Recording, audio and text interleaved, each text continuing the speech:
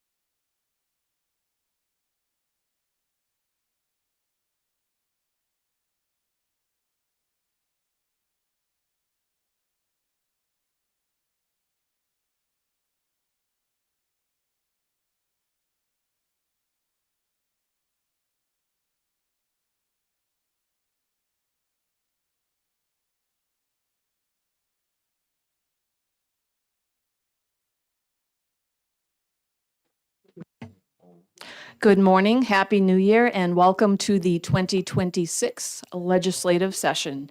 Today is January 13th, 2026, and this is the New Hampshire House of Representatives Municipal and County Government Committee. I am Representative Diane Power.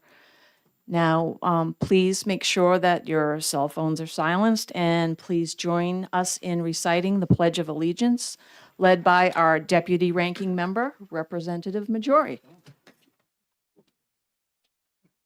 To the flag of the United States of America and to the republic for which it stands, one nation, under God, indivisible, with liberty and justice for all.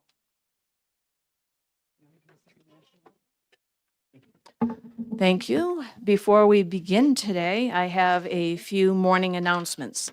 The committee has convened today at 9:30 for the purpose of public hearings on 11 House bills. I hope that the committee will be able to break for lunch sometime around noon, ideally after the public hearing scheduled for 11:45. Additionally, as publicly noticed pursuant to House Rule 44, executive sessions on pending legislation may be held throughout the day, time permitting, from the time the committee is initially convened. So before we begin our hearings, I'd like to explain how hearings this year will run moving forward in this committee. So first, I would like to make it very clear that we're grateful to everyone who takes the time to come before this committee to provide their perspective and their input. It is very valuable to the work that this committee does. This year, this committee, Municipal and County Government, has been referred a total of 81 House bills. This is the most of any House committee. And also, in general, the legislature is considering a historic record number of House bills since the inception of the legislature. So because of this, coupled with House deadlines and building constraints here, it is going to be imperative that the committee run both smoothly and on schedule so that everybody has a fair opportunity to be heard. So therefore, in order to stay on schedule, the chair will allow for the following. The chair will allow for up to 5 minutes for bill introductions, followed by Q&A, and also up to 3 minutes will be given for in-person public testimony with additional time allowed if the speaker allows for questions and answers. So in order to facilitate these time limits, the vice chair will be tracking the time, and when your time has expired, the vice chair will hold up a pink card, and that's a gentle signal that you should wrap up your input and wrap it up within a few seconds. So if testimony continues beyond a few second wrap up, the chair may need to gavel so the hearing can progress to the next speaker. Additionally, if a speaker has written testimony, please indicate that and distribute copies to the representatives at either end of the table so that can be distributed to the committee. And additionally, if the speaker has additional information that they want to share with the committee, then let us know, and please follow up via email to the committee. And finally, as a reminder to the speaker providing in-person testimony, please be sure to state for the record your name, who you represent, your position, and upfront your position on the bill, whether you support it, you're opposed to the legislation, or you're neutral. And normally there's a checklist as a reminder, but I don't see it there because we've moved here to Granite Place. So with that, I would like to thank everybody for your understanding, cooperation, and your participation in the legislative process. So the clerk looks like she's ready. Let me see. At this time, I will open the public hearing on House Resolution 31, urging the New Hampshire counties to establish co-ed sports leagues. Yeah, thank you. The chair recognizes the prime sponsor, Representative Brian Morse, to introduce his legislation to the committee. Welcome to Municipal and County Government. Thanks for having me. So this is a pretty simple bill. I thought of the idea over the past couple of years based off of what we're seeing within the public school system and the competitions between men and women, and biological women being forced to compete against biological men forcibly, not even voluntarily. And to me, I wanted to try to find a bridge to kind of fix that, right? So I don't think people have an issue with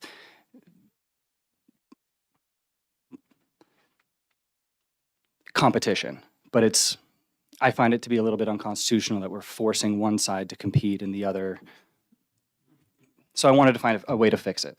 My idea here is that we can encourage but not mandate counties within our state to allow for the voluntary competition, which, I mean, no one's saying they can't do that right now, but there's no big push to start the process. So I was thinking this is a good way to start it. I mean, it's pretty simple. Any questions? Thank you. Are there questions for Representative Morse? Representative Frocht is recognized for a question. Thank you, Madam Chair. Thank you, Representative, for introducing the bill. My question is, are counties currently involved, or county governments currently involved in promoting any sports leagues or anything else that involves public participation of a non-governmental bend? Currently, no. No, you have like your local districts, like if you live in Merrimack, you might have your local town leagues, but nothing created unless it's like an adult league, nothing created for something like this. All right, thank you very much. Further questions? Representative Dolan, Representative Guthrie, do I see your hand up? Thank you, Madam Chair, and thank you for your testimony. Is there any reason why this can't take place without the legislation, without any direction from the state? To be honest, no, but I don't see it happening right now. That's why I brought the bill forward, so we could start the conversation and hopefully start kind of bridging that gap. Appreciate that. Thank you. Representative Gilman is recognized for a question. Thank you, Madam Chair. Thank you for testifying and giving us this bill to consider. When you're writing this, and this follows up on Representative Frank's question, were you anticipating that by saying county, you meant all of the towns in the county? Yeah, so the idea is you kind of have like your town leagues right now. You'll have Franklin might have a league, Northfield might have a league, Concord might have a league. They don't really compete with each other. So I was thinking, if let's say all 10 counties were to create individual leagues, whether it's football, soccer, baseball, their choice based off whatever the public wants to create. They could do inter-counties, so if you have, let's say, 3 leagues in or 3 different teams in a single county, they could compete with each other, but they could also compete with like the county next to them or, further north, further south. And it might kind of start building community back again, maybe bridge the gap of one side versus the other side, one side's angry, the other side, it's trying to kind of come up with more of a bipartisan solution. Thank you. Further questions? Representative Franz. Hi, thank you for taking my question. Is this primarily for adults or high school and older? Or? My idea would be just let the counties decide, if they want to create it for K through 12 and then adults, why not? Thank you. Representative Stavis is recognized for a question. Thank you, Representative, for taking my question. How would these leagues be financed? Simple fundraising like normal town leagues do currently. Like almost every single town league that you have is majority self-funded. Whether they're selling calendars or they are doing donations, some getting grants. I would just say, get the right minds on board and they can collaborate and make some money. Further questions? Seeing none, thank you. So that was the only pink card that I had. So I will ask at this point, is there anyone present who wishes to provide testimony who has not yet had the opportunity to do so? Seeing none, the chair will close the hearing on House Resolution 31.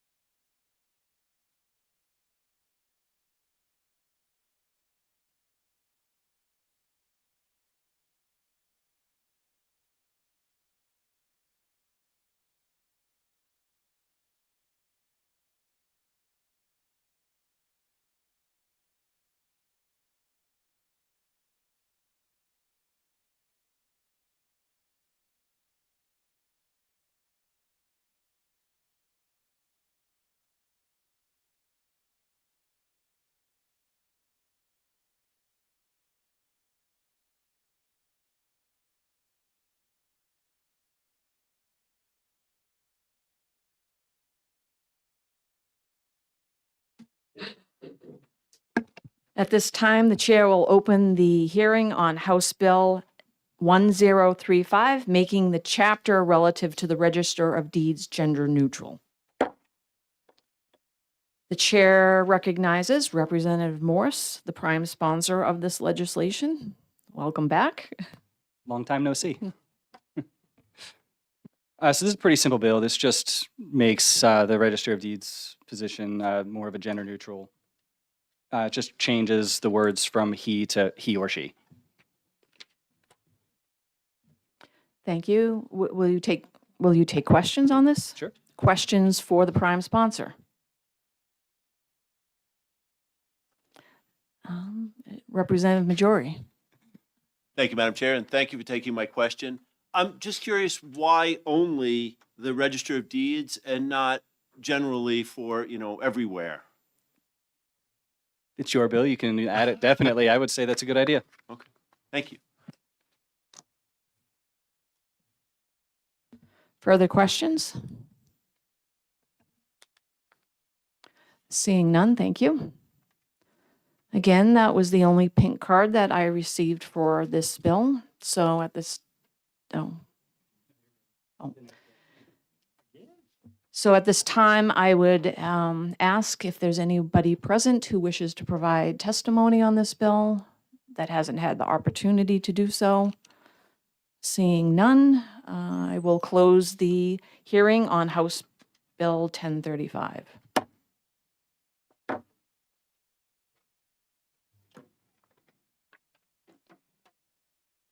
We have a few minutes before 9:50.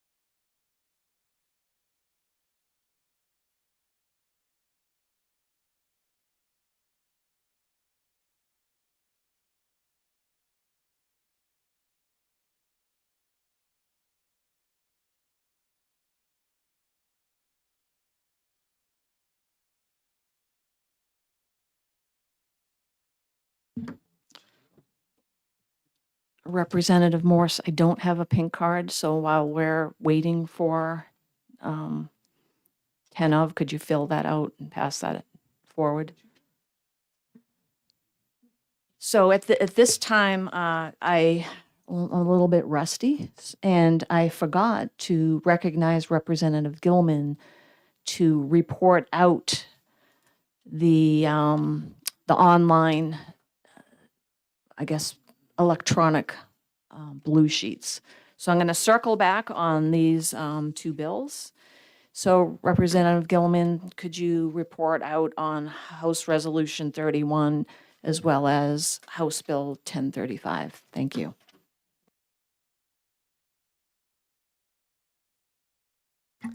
On HR 31, there were 0 in support and 2 opposed. In Oops, sorry. House Bill 1035 with 0 in support and 2 opposed. And that's it.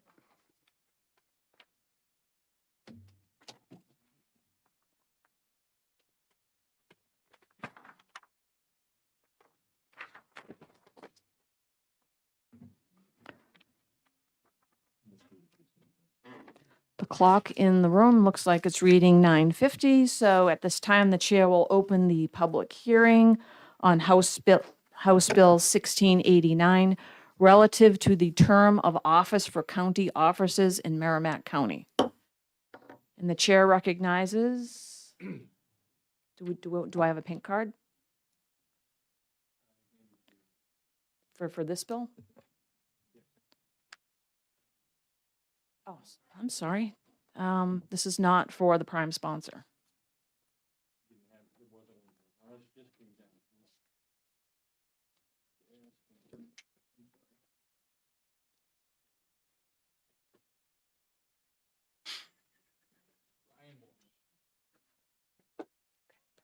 Thank you. The chair recognizes the prime sponsor, Representative Morse, to introduce his bill. Ew. All right, so this is another kind of simple bill about changing the 2-year terms to 4-year terms, so employees are left with longer management, and also people care more about their position when they're getting elected for a county office. The idea behind it is, if you think about it, you get elected for a position that you might be brand new in. The first year is really just learning the job and getting a feel for it. The second year, you're campaigning to rerun again. So employees are left to suffer in a lot of those situations. So that having a 4-year term would, to me, kind of streamline better management for employees. Okay, so you're done with your introduction. May I ask who is sitting at the table? Yes, this is Samantha Morse, my Okay, wife, Register of Deeds, Merrimack could she County. please take her seat? She was not recognized to Sure. come to the witness stand.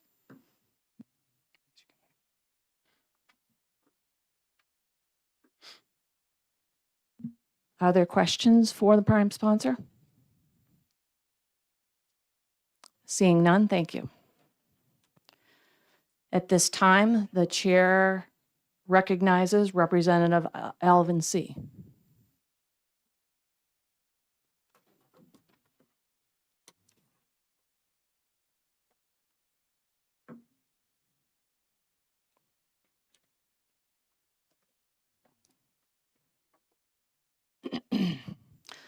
Welcome, Representative C. Thank you for being here. Thank you, Madam Chair, and members of the House Municipal and County Government Committee. This bill is the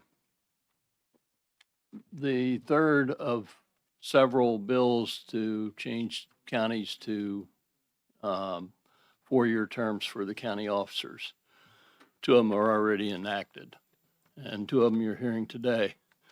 This particular bill had an unfortunate omission of the part that deals with RSA 7:33. And in my comments there, you'll see what should have been in there. And it's also the same as part 1 of the bill you hear later, which is HB 1105. However, this particular section of RSA 7 really only should deal with temporary vacancies in the position of county attorney. It happened to mention the election of the county attorneys and has been subsequently amended to give the exceptions for Rockingham and Coles County. And this would have given the exception for Merrimack County.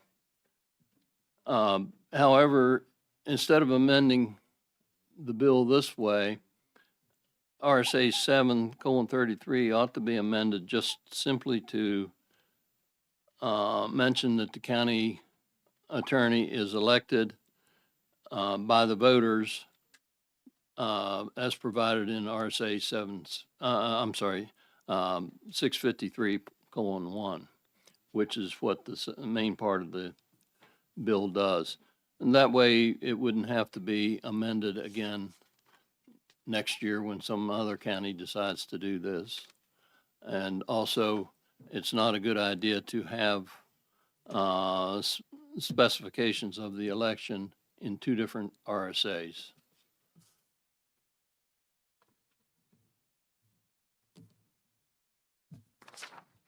So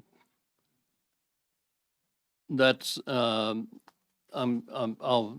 suggest the same amendment for HB 1105 as well, but I would also recommend that HB 1689 and HB 1105 for Belknap County not be merged so that they can stand independently. And I will take questions. Thank you. Are there questions for Representative C? Representative Majori? Madam Chair, and thank you, Representative, for taking the question. So I guess I understand what you're saying, and it makes sense, but we have to deal with 1689 as it relates to RSA 653:1. So my question is, do you see that 653:1 can stand alone and that we need to take up what you're suggesting separately, or would this be a replace all amendment? What do you think is the best position to take? Well, the thing is, and if you look at ahead for HB 1105, you'll see that it has two sections. It's just that this bill happened to miss that first section and just started out with the section on RSA 653:1. So if you just wanted to make it consistent with what's been done in the past, then this bill would need an amendment to add that section of RSA 7:33, the first one that I showed on my testimony.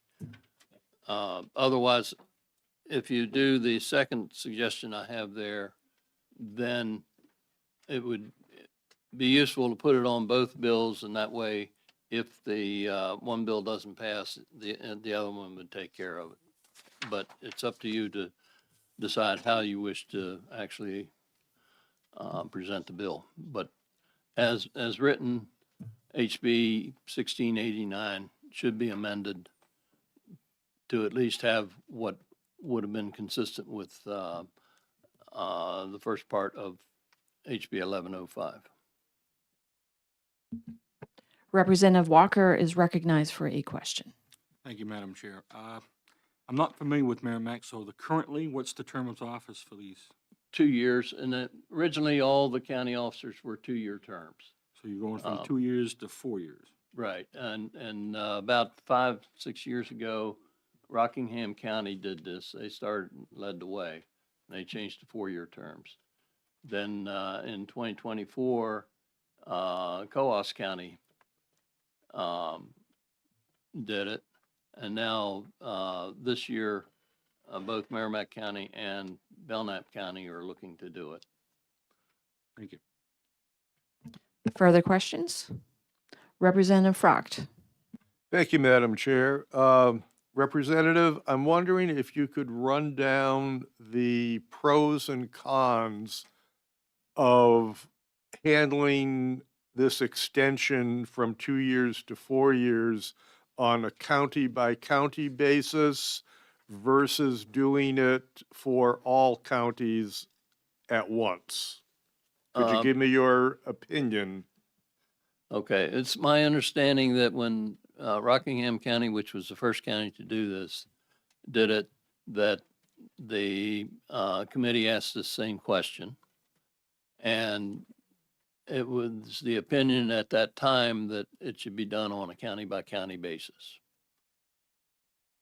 I wasn't in the legislature at the time, so I don't know the details, but that was what I've been told is how it happened. Thank you, Representative.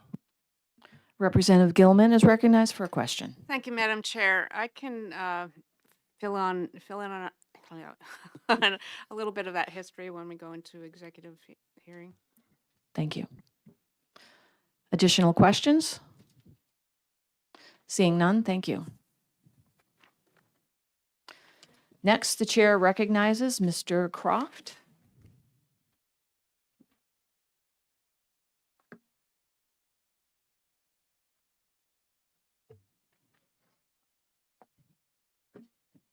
Good morning, Mr. Croft, and welcome to Good Municipal morning. and County Government. Good morning, Madam Chair, members of the committee. My name is David Croft. I am the Merrimack County Sheriff. I'm serving my third term as the county sheriff, and I'm here in support of 1689. I think one of the things that is most important to me is to explain to you my personal experience as to why I believe that this is a needed bill to pass. So I had the luxury, I've been in law enforcement for over 40 years. I left municipal law enforcement in 2007. I became a member of the Merrimack County Sheriff's Office at that point. I was assigned to the county attorney's office, where I was in charge of programming, dealing with folks that suffered from mental illnesses and substance use disorders.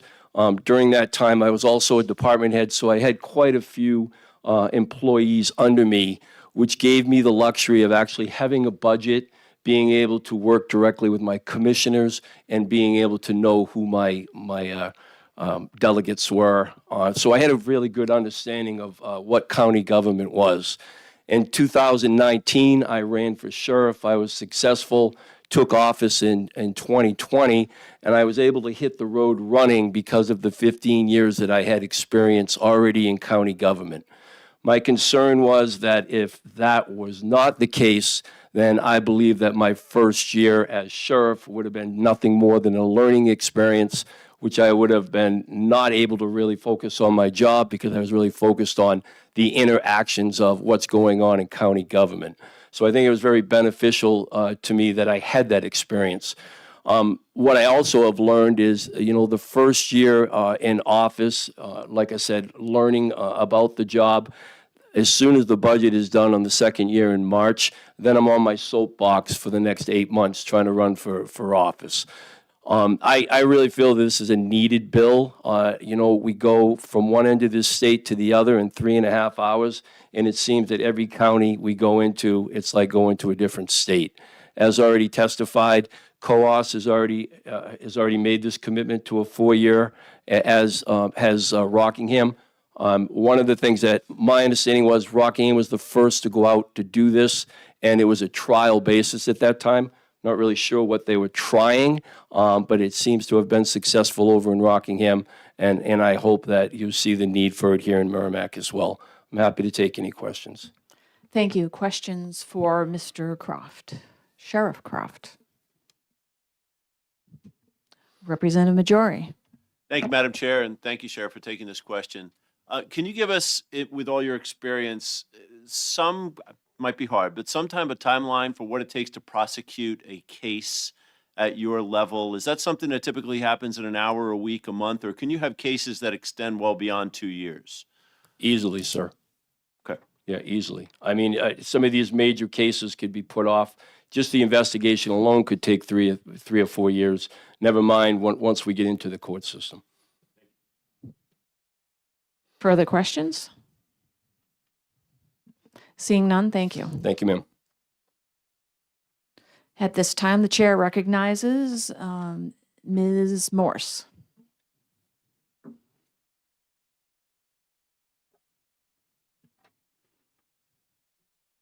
Good morning and welcome to Municipal and County Government. Good morning, and thank you for having me. So I am for this type of legislation. At its core, it's about stability, continuity, and accountability in county government. County offices manage long-term responsibilities that directly impact the public, our employees, and our municipal partners.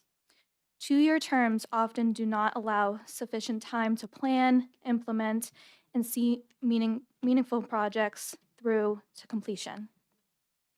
A 4-year term provides elected officials the ability to move beyond short-term survival and focus on thoughtful strategic leadership. With a 2-year term, this is a little certainty of reelection.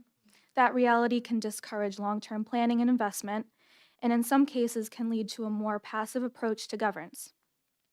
4-year terms encourage elected officials to take ownership of their offices, pursue improvements, and commit to initiatives that require time, consistency, and follow-through.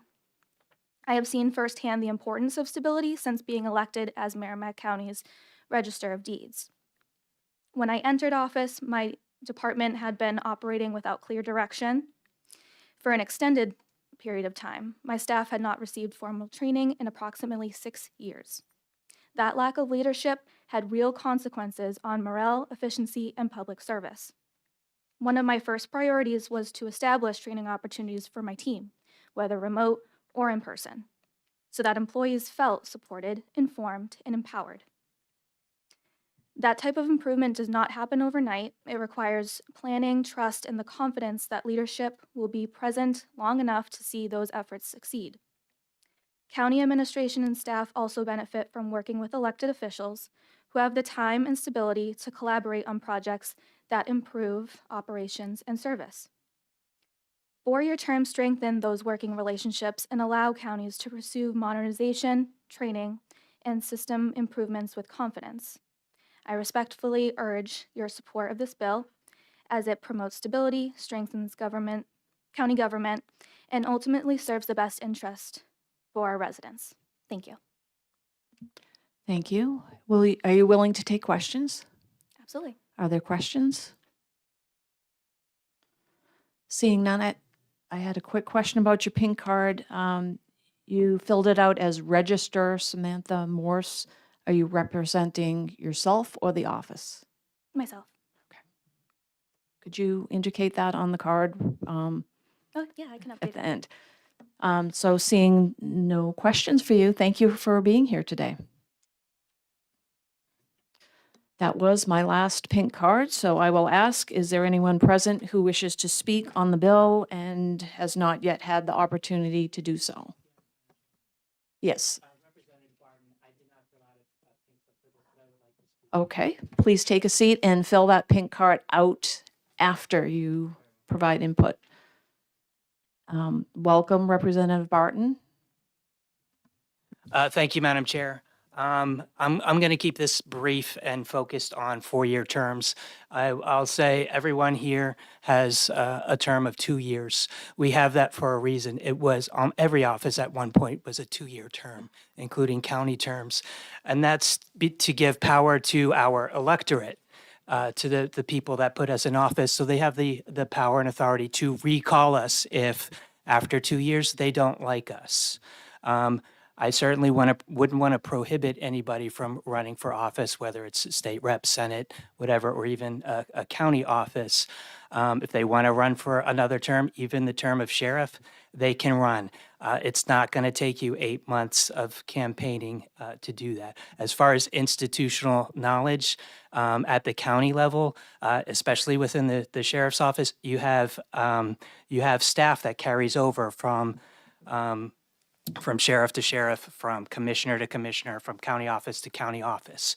So I support two-year terms for every county. I know some counties are experimenting, and I would hope that we would go back to the 2-year term so we can give power back to our people and maintain the pride of New Hampshire's most representative government on the planet.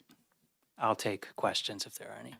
Okay, before we do that, Representative, thank you for your testimony. Could you, for the record, could you please state your name, who you represent, and your position on the bill?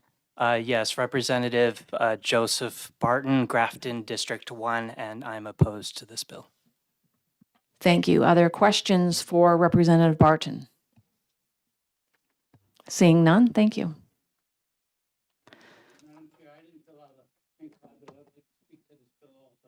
Okay, please come forward, and when you're done providing your testimony, fill out a pink card and pass it along. And For the record, state your name, who you represent, and your position on the bill. Thank you.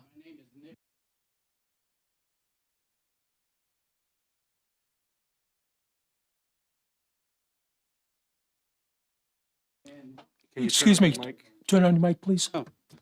Thank you very much. Oh, it does work. Nick DiMaio, Sugar Hill, 25-year resident, visiting New Hampshire for 45 years, but 25-year resident. I've become more and more involved in government, former teacher, elementary school and middle school, 35-year veteran of the inner city school system of Woonsocket, Rhode Island. Anyway, to make a long story short, I think our founding fathers, if you remember your history, our founding fathers wanted citizen legislators. I'm here to represent the people. I'm not here to represent me or anybody else. I'm here to represent no employees. We have a county administrator who's been there for, in Grafton County, she's been there for quite a long time. And she knows everything that's going on. There's no problem with her transitioning that information from one county commissioner to another county commissioner. That's pretty steady, year after year after year. They go to her for all kinds of advice. So I don't know why we have to have a 4-year term for county administrators. That becomes swamp government. We've heard that term from our present president. We become entrenched, and the people get left out. So I don't think we need 4-year terms for county commissioners. I think we need 2-year terms. It's a recall vote. If they're not doing a good job, the focus is on the people to have a voice in the government that they choose and the person that they choose. So I don't think, I'm against this bill. I don't think this should pass. I think you should take seriously your history of New Hampshire government. You remember New Hampshire government on June 21st, 1788, New Hampshire was the 9th state, the critical vote, which made the United States of America a constitutional republic with citizen legislators. No other state did that. It was New Hampshire that created the United States of America on June 21st, 1788. We are not following what our founding fathers wanted if we endorse this. George Washington did 2 terms and he quit. There's no term limits on this. There should be term limits if you're going to leave it at 4 years. Then you become entrenched and you can never get rid of a person. Thank you very much for your time. Thank you. Do we have anybody else that wishes to speak? Seeing none, the chair recognizes Representative Gilman to report out the electronic blue sheets. Thank you, Madam Chair. There was just one registered opposed and one neutral.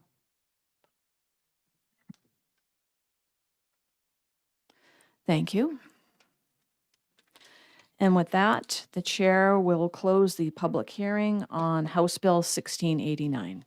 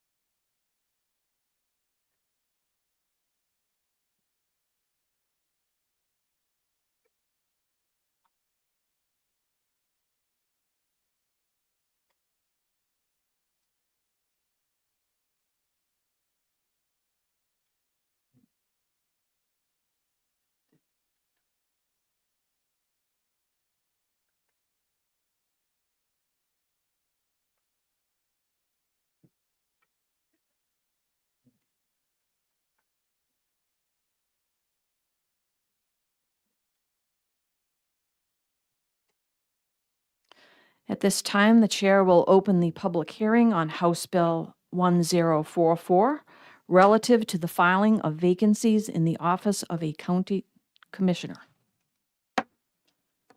Chair recognizes the prime sponsor, Representative Turcott, to introduce his bill. Good morning, Representative Turcott, and welcome to Municipal and County Government. Thank you, Madam Chair. Good morning, members of the committee. Good to be back, seeing so many familiar faces here. I am here to introduce HB 1044. I am Representative Len Turcott. I represent the towns of Barrington and Stratford in the county of Stratford.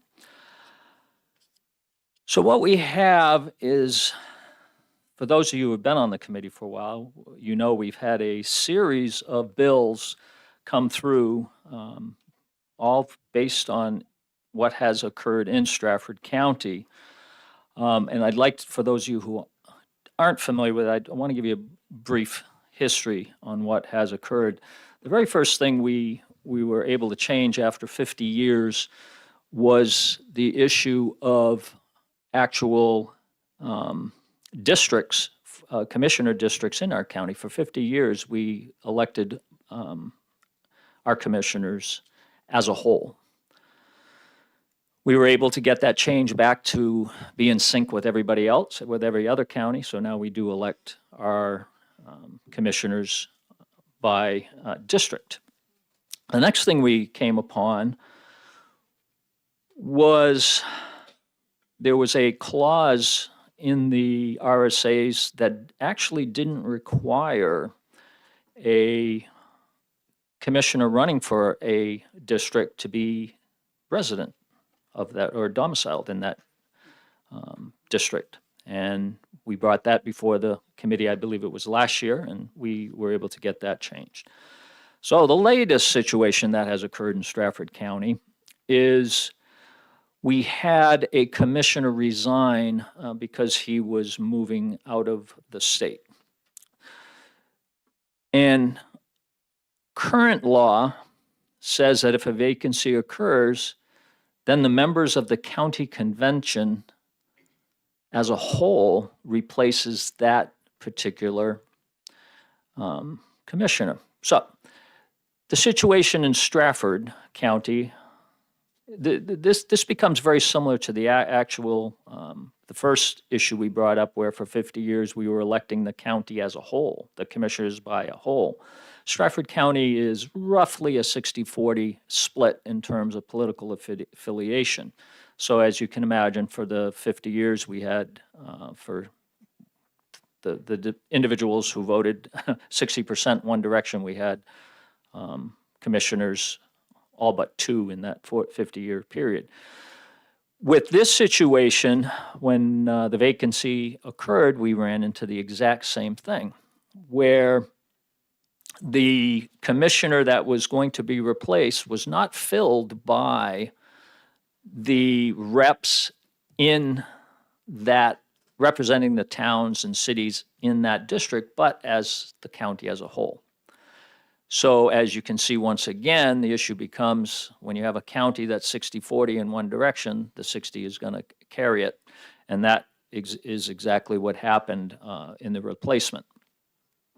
So what this bill does is simply changes that, and then it makes it uniform throughout the state. I heard a previous representative talking about uniformity, and I couldn't agree more. And now what this says is, if a vacancy occurs, the representatives in that commissioner's district will be the one that replaces him for the remainder of the term. Very simple. Representative Turcott, your time has expired. Oh, So I didn't know we there was a get, time limit. yeah. Oh, okay, you weren't here at the beginning, sorry. So we're going to have to keep it at that. I'm done. Yes, we understand the premise of the bill. Are you willing to take questions? Absolutely. Questions for the prime sponsor?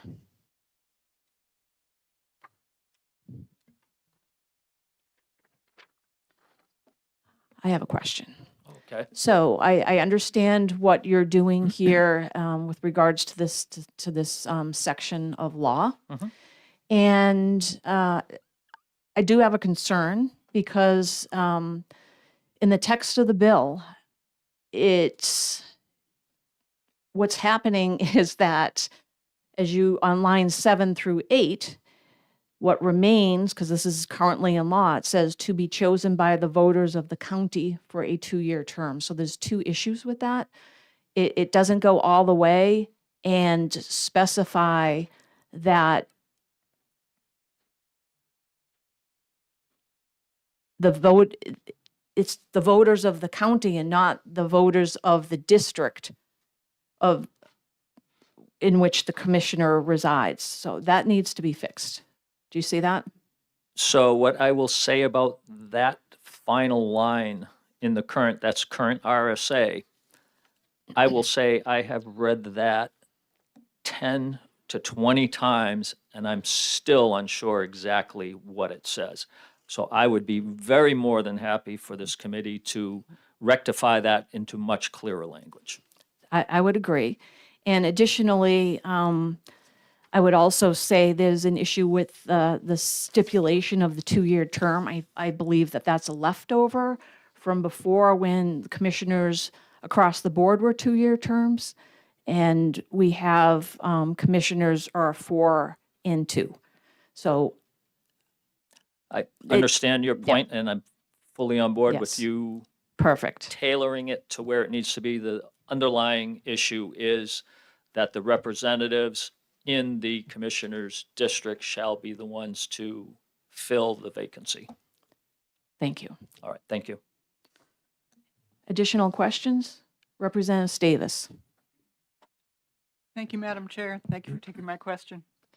Can you tell me what's confusing about the voters of the county? It seems very clear to me. Can you say that again? Can you tell me what's confusing about the phrase, the voters of the county? Yeah, the voters of the county isn't the confusing part. Honestly, Representative Savis, I've read that through, and I really not sure what it's saying. It's very, very not straightforward. So if I think the chair also kind of is hinting at the same issue, that it needs to be cleaned up to make it more clear, and I'm totally on board with that. Yes, follow up? Thank you, Representative Turcotte. So which part of the sentence isn't clear? If it's not the voters of the county? If the term filled is less than the unexpired term, notwithstanding the provisions, a commissioner district filled pursuant to the paragraph shall be added to the next biennial election to be chosen by the voters of the county. The first, that I've done a lot of writing of contractual language in the past, and I read that first line. Maybe you guys all get it 100% clear. It throws me. If the term filled is less than an unexpired term, notwithstanding provisions, the commissioner district shall be filled. That to me is extremely confusing. It needs to be written in a much more clear way. It wasn't my intent to go changing a whole lot. I wanted simply to get it to the point, kind of like where Hillsborough County was in the past, if you look at the strikeout through there. So that's all I got. Further questions? Seeing none, thank you. Thank you. The chair recognizes Representative Barton. Thank you, Madam Chair. Good morning and welcome to Municipal and County Government. I may have indicated that I'm opposed to this bill. I'm not entirely opposed. I think the language is a little bit confusing, especially with respect to the 2-year term. Some counties have that rotating 4-year term, which is very confusing for everybody, especially people who are going to vote. The reason that I would be against it, if there was a vacancy for a 4-year term, one of the 4-year, now you have your county delegation, even if it's restricted to those towns for that specific district, they would decide who the commissioner is. It could be for up to 3 years. It wouldn't be, the power wouldn't be back in the paper and with the people. I think probably a special election would be more appropriate. For shorter terms and shorter vacancies, I can see something like this, and I understand my colleagues' intent in this legislation is good, and I hope it can be fixed in committee. I just wanted to point out those kind of issues. One, the 4-year rotating thing is, it's confusing for everybody. And I hope that it can be fixed. But I understand that he wants to avoid having a special election for commissioner when there is a vacancy, and have that commissioner's district representatives choose it. Now, I don't know how all the counties are, but the commissioner districts might not lay over flotarial districts for certain representatives. I represent 6 towns. You know, my flotarial district could cross commissioner districts. That could be a problem going to this, as far as specific designated representation from a rep, doing this. Something to think about. With that, I am neither opposed or against this, and I do understand the intent of the representative, and I hope it can be fixed in committee. I'll take questions if there are any. Thank you. Questions for Representative Barton? Seeing none, thank you. Next, the chair recognizes, I'm not sure what the last name is. It begins with an M, and it is someone by the name of Kelly Monahan. Okay. Thank you, Ms. Monahan. Good morning and welcome to Municipal and County Government. Good morning, everyone. My name is Kelly Monahan. I've lived in the town of Orford, which is fairly central to Grafton County, for 26 years. I've served as the Register of Deeds for the last 15. I didn't plan on speaking on this, and I indicated that I was in support. In support in theory that something should be done. I don't particularly like the wording, the language of this bill, but I'd like to speak to my personal experience with this. When Raymond Burton passed away, only 1 year into his reelection, letters of interest were requested by the executive committee. I felt a special election, considering who it was in order. But so I read every letter of interest that came in, very good ones from a few people. And unfortunately, the executive committee made the final determination with heavy influence of the commissioners, and not even the same party. A female Democrat was given a raise last year in office. She was a representative who represented my town and 3 or 4 other towns, which left us unrepresented for an entire year, and that started a chain of ownership of this district for the Democratic Party. So I felt like it was really a crossroads for our entire county in leadership. And I think I'll end it with there. The very qualified people one actually melted down in my office, and he would have been great.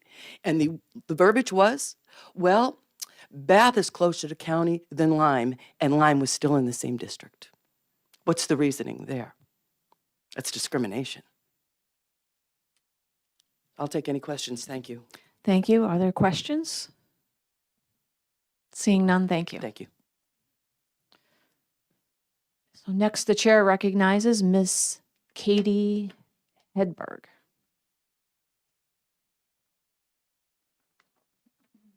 Good morning and welcome to Municipal and County Government.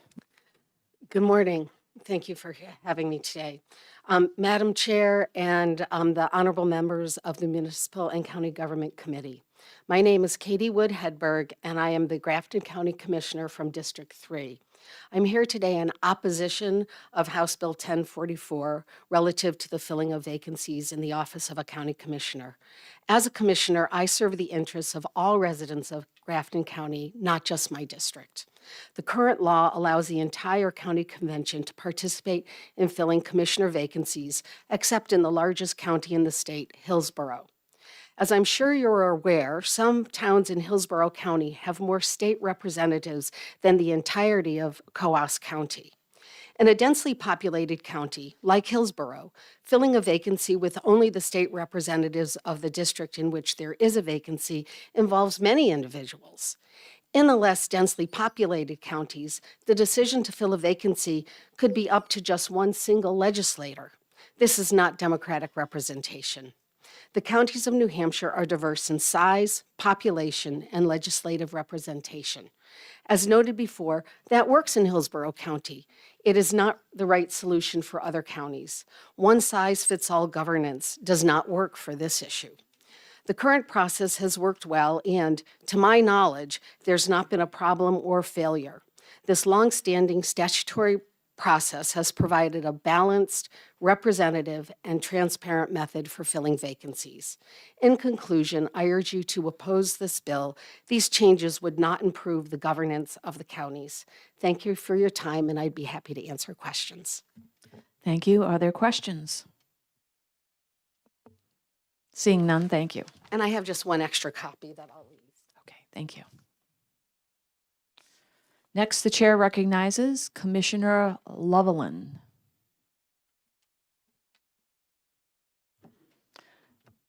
Good morning, Commissioner, and welcome to Municipal and County Government. Good morning.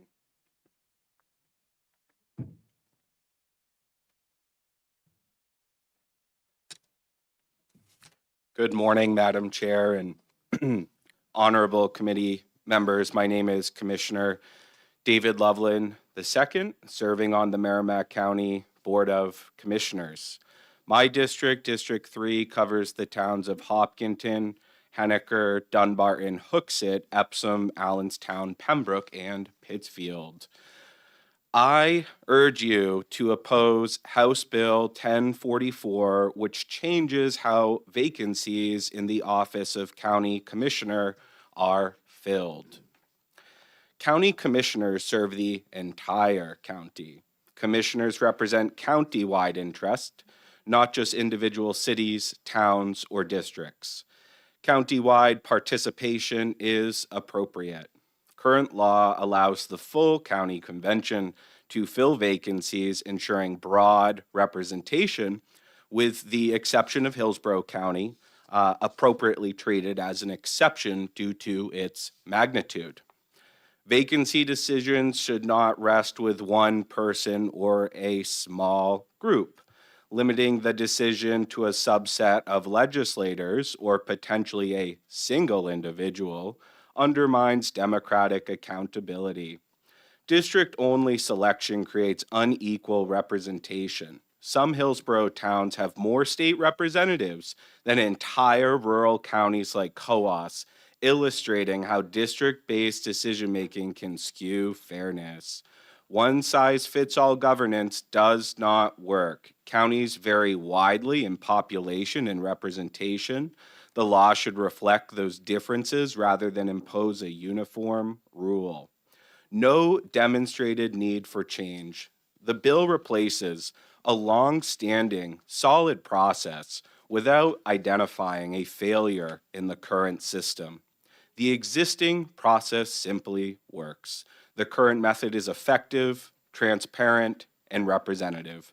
Thank you all for your time and consideration. Thank you. Are you willing to take questions? Sure. Questions for the commissioner? Seeing none, thank you.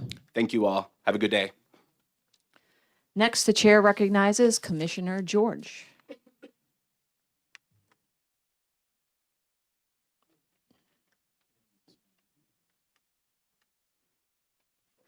Good morning, Commissioner George. Welcome to Municipal and County Government. Thank you, Madam Chair. I apologize. Yeah. I was reading the first line where it says name, and Oh, it's okay, Commissioner Maglaris. Maglaris. Right. Okay. Well, That was on the second line under address.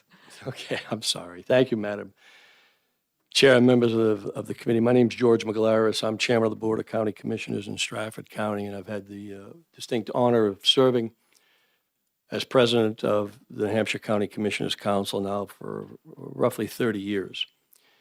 The county commissioners met recently and have voted unanimously to oppose House Bill 1044. The basic theory here is very simple. Once county commissioners are elected, hopefully they're there to represent the interests of the entire county. Not just simply the district from which they represent. And traditionally, this has worked very well. I've had the experience of serving on the Board of Commissioners in Stratford County for 21 terms. And I've been through the process multiple times with resignations and with deaths of colleagues. I can even remember when the time when the legislature didn't appoint departing county commissioners for any reason. The Superior Court used to do it. My first experience with that was back in the 1980s. So, as has been already stated, and I'm not going to repeat it, the counties they have different demographics, they have different, some are urban, some are rural. To have this broad stroke of the pen by just having the legislators from a particular district elect county commissioners is just not in county government's or the public's interest. That's simply put.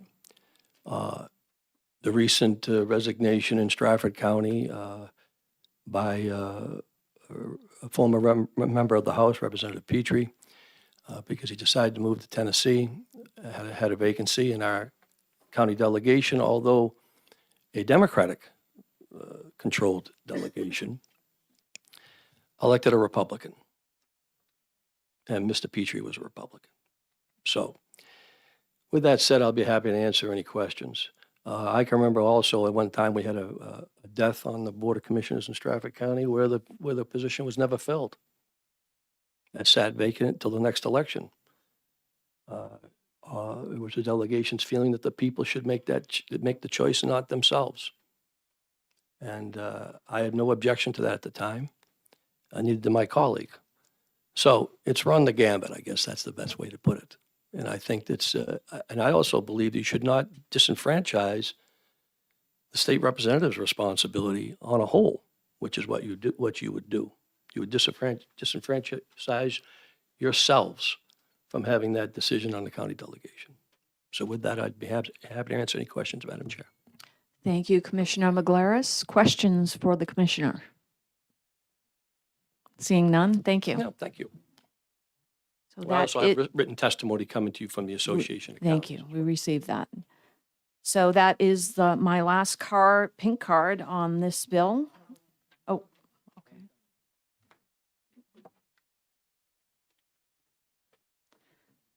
At this time, the chair recognizes Representative Potenza. Good morning, Representative, and welcome to Municipal and County Government. Thank you, Madam Chair. For the record, Representative Kelly Potenza, Stratford District 19. This is such a simple bill. We were sad to see Representative Joe Petrie resign. There was, in a sense, people that applied for the job. And just like the districts of the folks that elected him in, why would it be the same? There was, in a sense, kind of like I don't know if you want to call it a pseudo election, and it was based upon the representatives that had already been elected. So why would, to mirror, in a sense, what the people had already done when they elected Joe Petrie, because the people that elected Joe Petrie were in that specific district, okay? So when his replacement comes in, which is just going to be temporary for a year until the next election comes up in November, wouldn't it be the same representatives that represent that district? That's what this fixes. There's been a lot of controversy over this replacement. We're not going to get into any of that. This is basically everybody that was not in the district that was on my side of the aisle abstained from voting as well. So people that represented, for example, that were outside of District 3, I think that's District 3, did not vote. And so they basically abstained when we took the vote for the replacement of the commissioner. So this is a unicorn. And as Senator Gray came and testified, which was great, there was a lot of people at this public hearing. And this is a bill to fix an issue that came up because there were more than one candidate And the candidate that represented that district better was the one we voted, was the one we wanted to vote for, and we did. And the other representatives abstained. So this is fixing that bill. They were able to kind of exploit one little piece because it wasn't covered in law, and that's why we're here to fix this. It's as simple as that. Thank you. Are you willing to take questions? Sure. I've got to go back to committee, but if anybody has any. Questions for the representative? Seeing none, thank you. Next, the chair recognizes Representative Schmidt. Good morning, Representative Schmidt, and welcome to Municipal and County Government.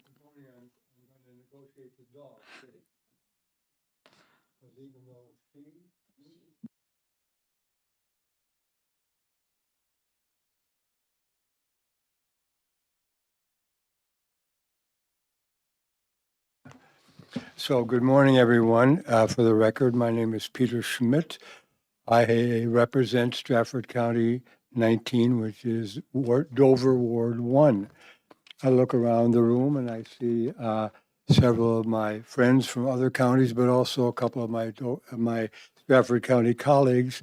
And I've represented wards 1 and 2 for 20 years, and now it's just Ward 1. And it's for a total of 24 years. So I have a lot of experience in this office, but also I'm a very strong believer in county government in the state of New Hampshire. I believe it is a vital entity and component of good government in the state of New Hampshire. I served as the delegation chair for 16 years of my 24, and I'm deeply committed to county government, and I believe that I'm very strongly supportive of the remarks of Commissioner Loveland, I believe it was, that spoke to you a few times ago in opposition to this bill, which I also oppose. And I think that really one of the central concepts that you should be very attentive to is the fact that the counties in New Hampshire are very distinct from one another in many cases. I mean, think of it. Hillsborough County has about 400,000 people, I believe, something in excess of 400,000 people. Coos County has about 32 or 33,000, I think, at the moment. They couldn't be more different, other than that they're all represented by people and not by animals, or a mixture or some cockamamie idea like that. But they are very, very different. And Stratford County is in its own way quite unique. The population, I see Representative Walker, is in Rochester. The great bulk of the population is all compact on the eastern side of the county. The three cities, Rochester, Somersworth, and Dover, are all up against each other. They abut one another. Both Rochester and Somersworth abut Dover, and vice versa. All the three counties are up against one another. And the population of Somersworth, even though it has its own municipal government, a large number of the people of Somersworth, I'm sorry, I have a point to make, and I'm going to make my point. So this idea of abridging my freedom of speech is improper in my view, so I'm going to. The member will, the representative will suspend. Yeah, apparently you weren't here at the beginning when I laid out how this committee is going to run. And as the chair, I have the jurisdiction to set time limits, which I announced. And I will, yes, I will be doing that across the board. So. And what is the time limit? It is 3 minutes. So you have had 3 minutes to make your point. So I will ask that you make your point in the next couple of sentences. Thank you very much, Madam Chair. I appreciate that, especially since I was totally unaware of this time limit application. not inappropriate, but had no knowledge of that fact. So the thing is, Stratford County is unique. We have a strongly functioning county government that is actively supported and governed by its county delegation. And I don't believe that it's, as Commissioner Loveland said, it's not a case of one size fits all. The counties are distinct, and you should reflect that in defeating this bill. So thank you for your time and the opportunity to speak. If you have any questions, I'll take them. Thank you, Representative Schmidt. Questions for the representative? Seeing none, thank you. Next, the chair recognizes Representative Bailey.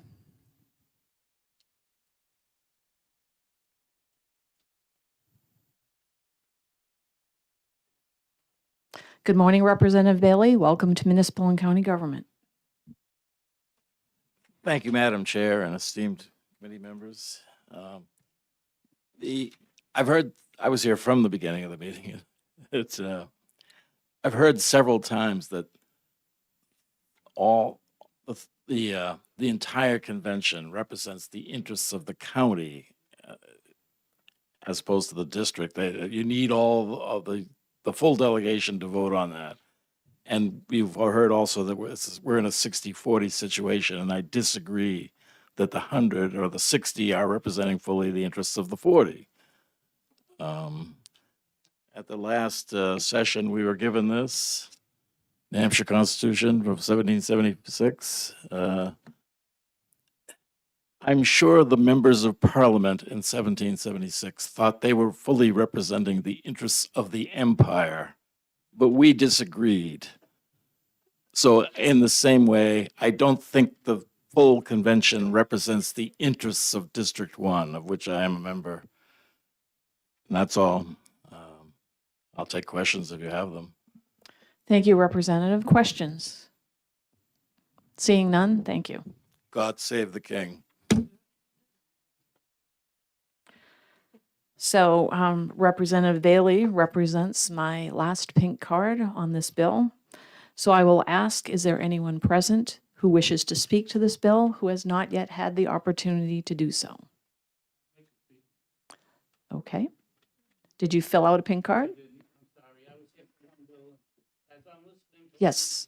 Yep, just come forward, make sure that you fill out a pink card, and in the future, if you are present, it would be very helpful if you could fill out a pink card and pass it along.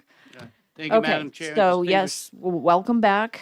Thank you, And Madam Chair, and distinguished members of the committee. I think this is a bad bill. excuse me, did you state your name? Oh, Nick and DiMaio. who you represent and your position for the I record? represent Thank the you. people of New Hampshire. I live in Sugar Hill, former teacher. This is a bad bill. We have this in Sugar Hill. A selectman resigns halfway through his 3-year term, and they appoint another selectman, and we're stuck with him for not 3 years, not a year and a half. We're stuck with him for maybe 20 years. Right now, we have a selectman who's 96 years old. He's been serving for 50 years.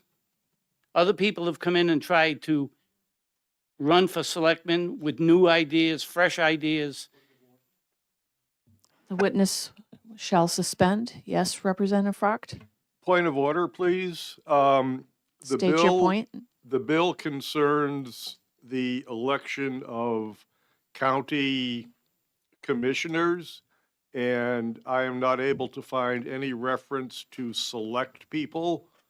And I would ask the chair to rule on whether the witness's testimony is germane or not. Thank you, Representative, for pointing that out. I was, I would agree with your observation, and I was given the witness a few more words to express his thought. But at this point, I would ask that you would focus on the content and text and scope of the bill in front of us and not other offices. So Thank- just Thank you for the- refocus. Thank you for the correction. Thank you. So getting back to the county. In Grafton County, we have Northern Grafton County, which is composed of approximately 10 to 15 towns. Actually, our district, District 2, is 19 towns. We have primarily ski towns and farming towns.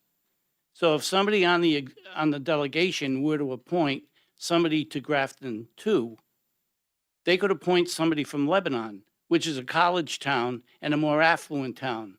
They would not have the interests of Grafton 2 in mind.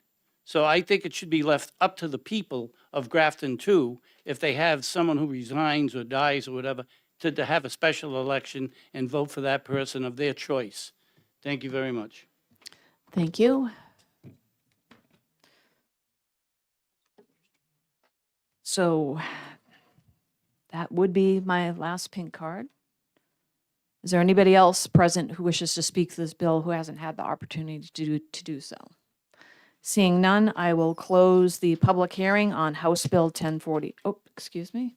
I'd like to recognize Representative Gilman to report out the electronic blue sheet. Thank you, Madam Chair. The results are 6 in support and 15 opposed. Thank you. So at this time, I will close the public hearing on House Bill 1044.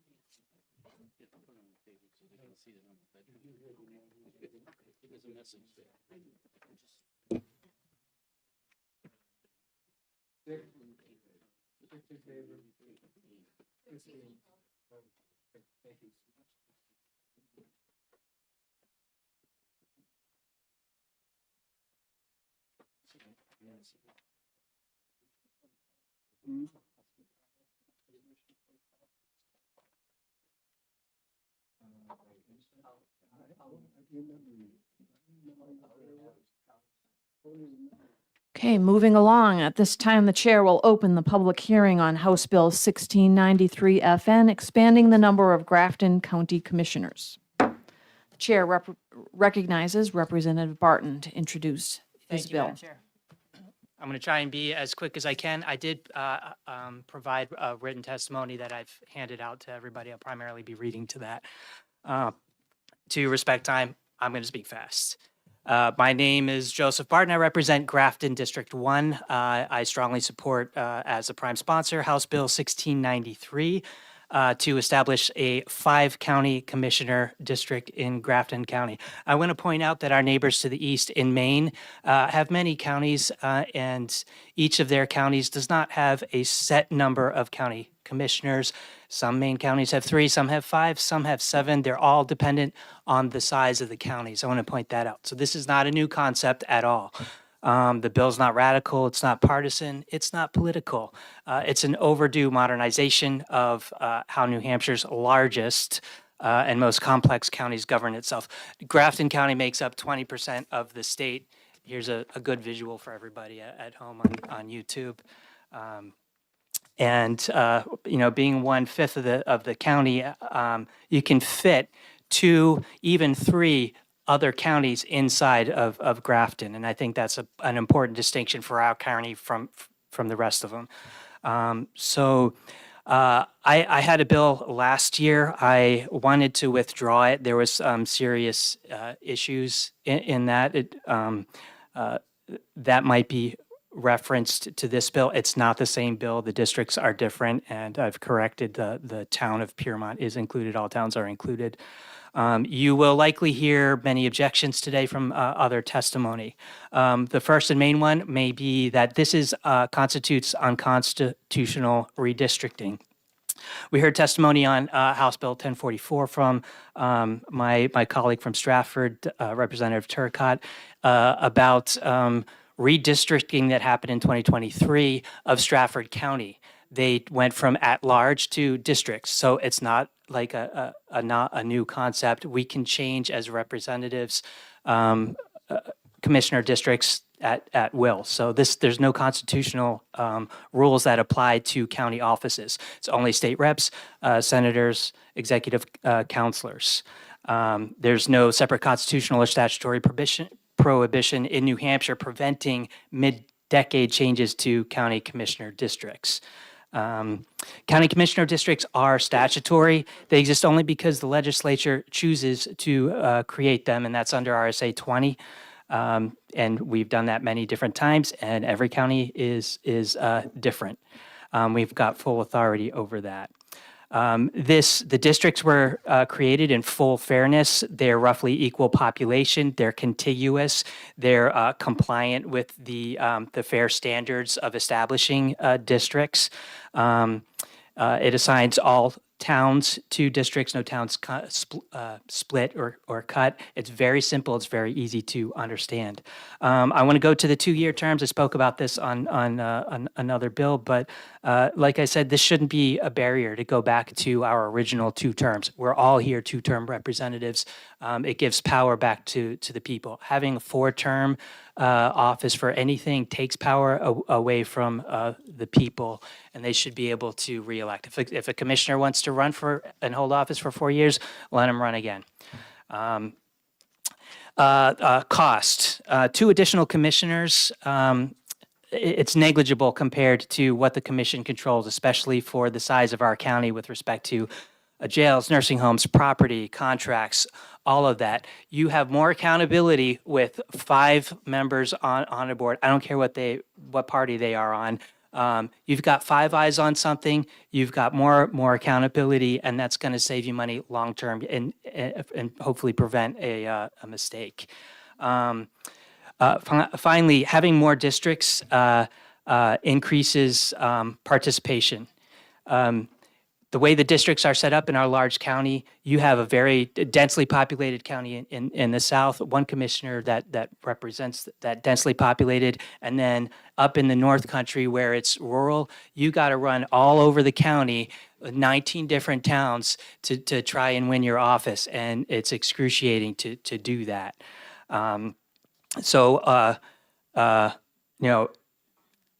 In having 5 counties, it's the same reason why Maine does it. We need this because we're a large county. Like I said, 2 or more counties can fit inside. Excuse me, Representative Barton.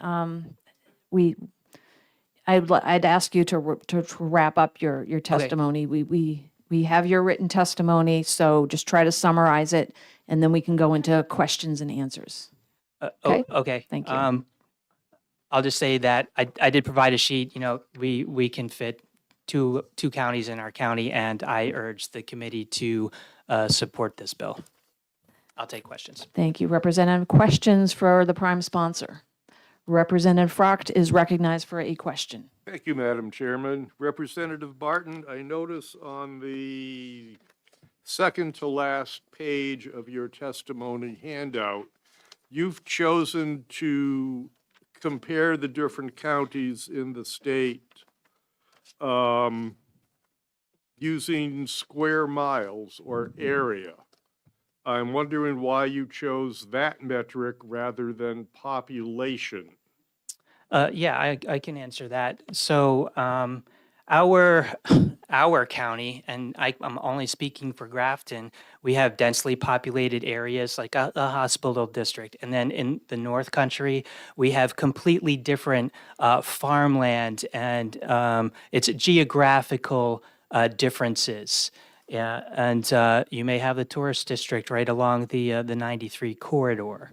So, and also for elections, like I just spoke to, if you're going to run for an election, you don't want to have to sprawl out across the whole entire county just to make up the population. However, the districts are designed within plus or minus 1,000 or 2,000 from each other. So there's consistencies there. But based on the sides, its geographic region also plays into representation. I represent the farm country. I don't represent colleges. Further questions? Seeing none, thank you.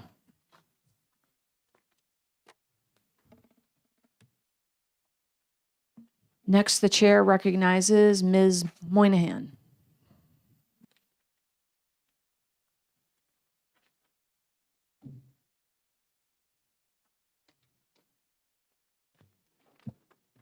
Thank you, Madam Chair. Welcome back.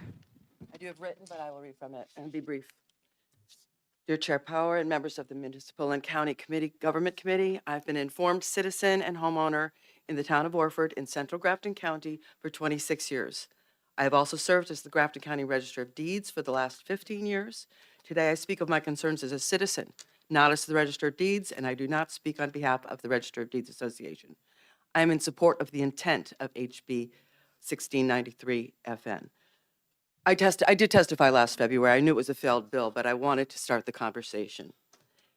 Grafton County has been in a crisis of failed leadership for many years. Geographically, it's the size of the state of Rhode Island plus 500 square miles, and getting from here to there is generally via back roads. I've run in 8 elections across the entire county as a constitutional officer. I know how big the county is and how hard it is to get around. Lacking any county-wide news coverage, the citizens have proven that it's often difficult to know who they are electing to office. I believe that the challenges we face as a county and the increasing complexity of managing very different operations far exceed the elected commissioner's ability to properly govern. There's a lack of institutional or pertinent knowledge, and increasingly staff is directed to divert their attention from their required workload to research the whims of the Board of Commissioners. By adding 2 more members, it would provide a division of labor that would benefit the citizen of Grafton County, but provided more dedicated oversight.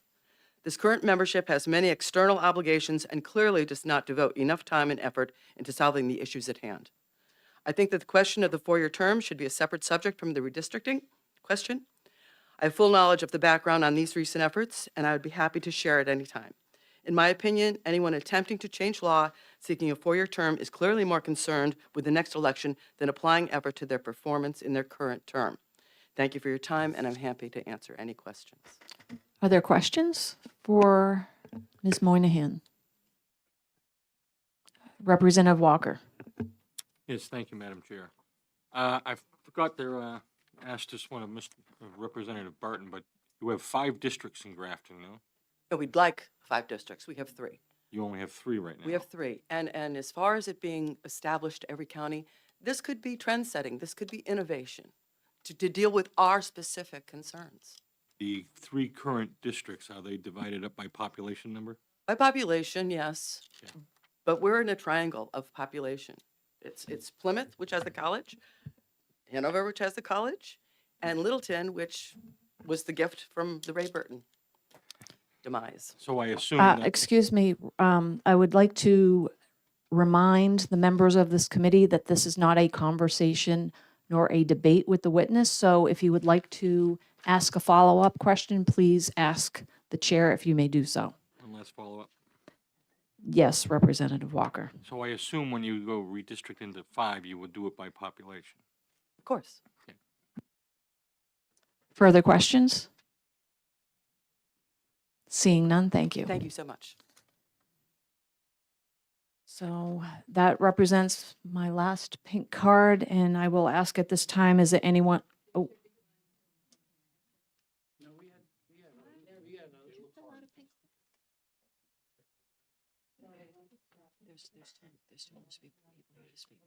Okay.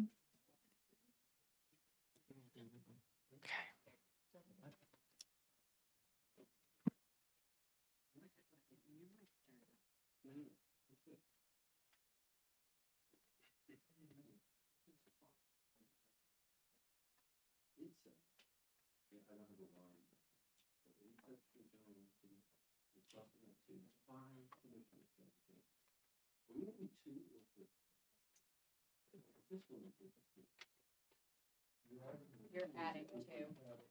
You're adding 2.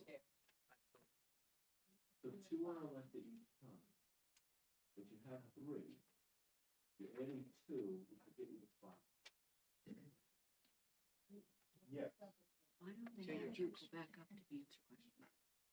So I would like to remind the people present in this room that there is a process and we need to follow the process. So please just, and the people whose pink cards I have, yes, they were filled out. And I would ask that the cards be collected at the beginning and maybe perhaps they came in later. Okay, so now I will revise my comment. And for the people that are present in the room, please make sure that your pink cards are filled out before the bill hearing. It's important. I want to hear from everybody, but we also need to know who's here and who's speaking. So just please follow the process.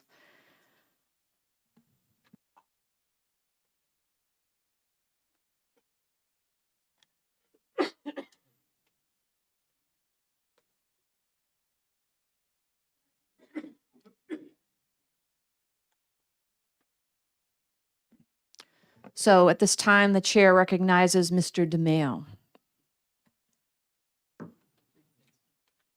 Welcome back. Thank you, Madam Chair. Distinguished members of the committee. Grafton County is 500 square miles bigger than the state of Rhode Island, where I was born. So Grafton County is approximately 1,700 square miles. Excuse me, the witness shall suspend. I apologize for interrupting. You're the first speaker after this little interlude, but I'm going to also remind everybody, please do not repeat testimony that's already been stated. I agree with, the previous speakers, what was said. We're looking for new information. This is my first time, ma'am. Thank you. Did you understand what I said? Yes. If somebody else has already stated the point that you're in agreement with, simply say that. Okay. If you have new information to present before the committee, that's what we're looking for. Thank you. Grafton County is, as people have said, the second largest county in New Hampshire. We have 40 miles from the western part of District 2 to Waterville Valley, which is 40 miles from west to east. We have 50 miles from Bethlehem, New Hampshire, down to the end of District 2, which is Lyme, which almost takes us to Lebanon. So we have about a 2,000 square mile area to cover to run for commissioner in District 2. District 1 is very serviceable with 3 towns.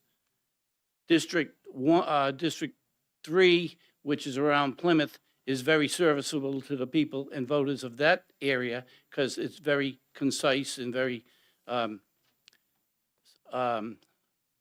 circular. We have a county in District 2, which looks like a big T. It goes from Waterville Valley all the way over to North Haverhill and Monroe. Then it goes from Bethlehem, Littleton, all the way down to Lyme. We have to cross mountainous roads, winding roads, in the winter, in the summer, very dangerous for someone who is running for commissioner in District 2. We are asking for 5 commissioners to make it easier to service the people of Grafton County, especially those rural towns in District 2. Thank you very much for your time. Thank you, Mr. DeMeo. Next, the chair recognizes Mr. Bajelabrick.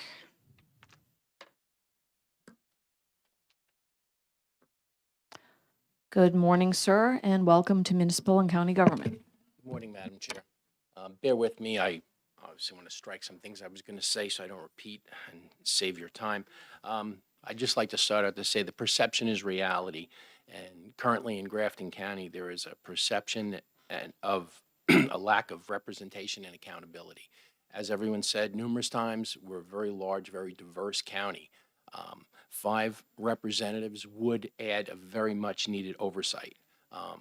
There's been a lack of transparency on a lot of things. There's currently a very large project going on, and an $80 million courthouse, for example. We don't have we don't have the representation where the people feel that they're being heard.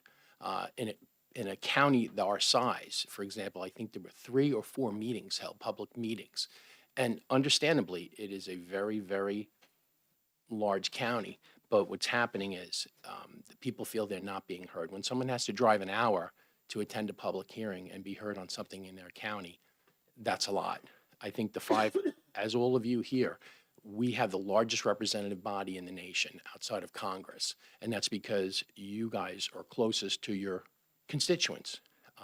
That's not what we have right in Grafton County. We're a very unique situation, and I would just ask that you consider that. Thank you for your time. Thank you. Are you willing to take questions? Of course. Questions for Mr. Bajelabrick? Seeing none, thank you. Thank you, Madam Chair. Next, the chair recognizes Ms. Smith.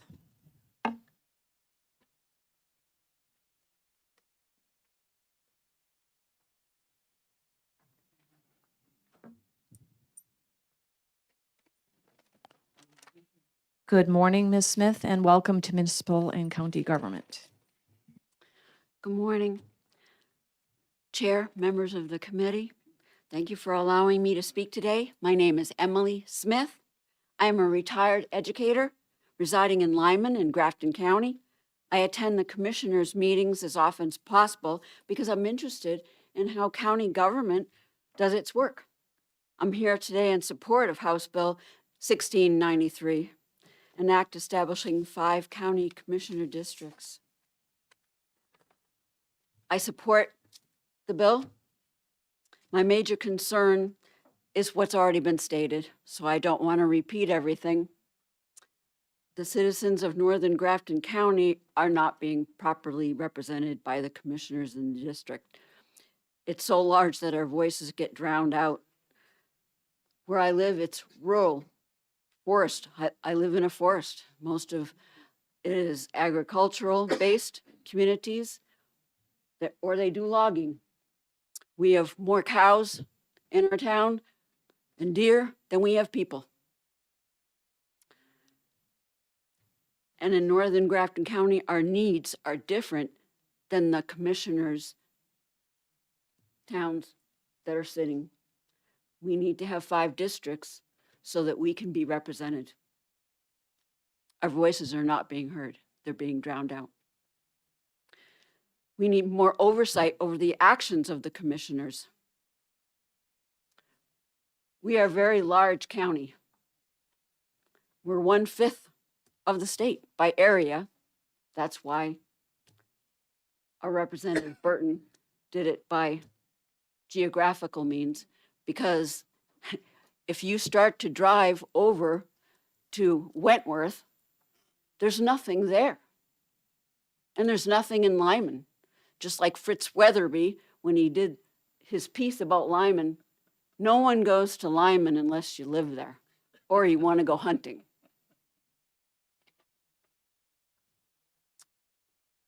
Our honorable governor, our representatives, our senators, our executive council, all have 2-year terms.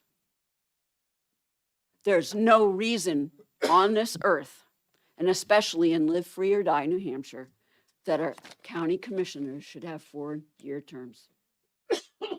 We need to be able to recall them if we need to by a citizen vote. Thank you for your consideration and listening to me today. Bless you all for your service. I will take questions if you'd like. Thank you, Ms. Smith. Questions? Seeing none, thank you. Thank you. Next, the chair recognizes Ms. Hedberg.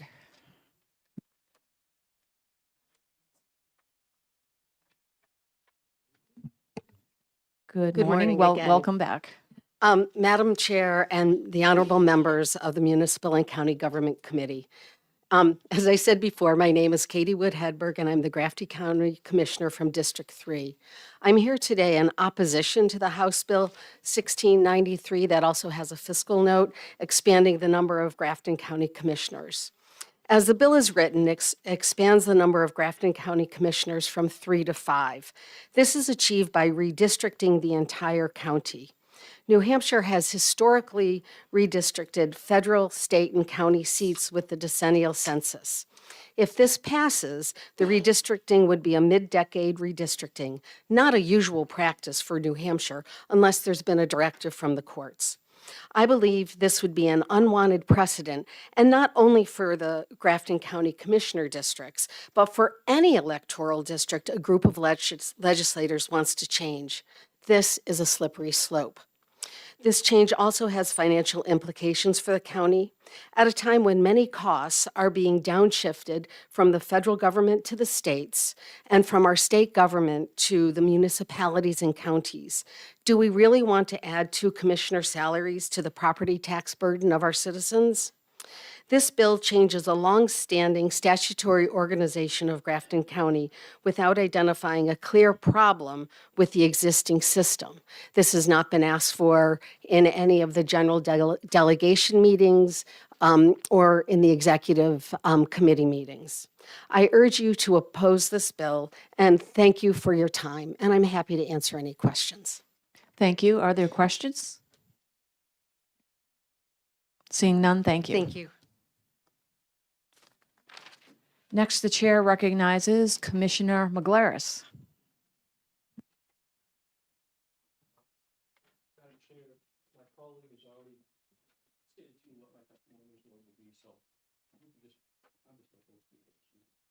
Okay, Commissioner McGlaris has stated that his colleague has expressed what he would say, so he's waving off.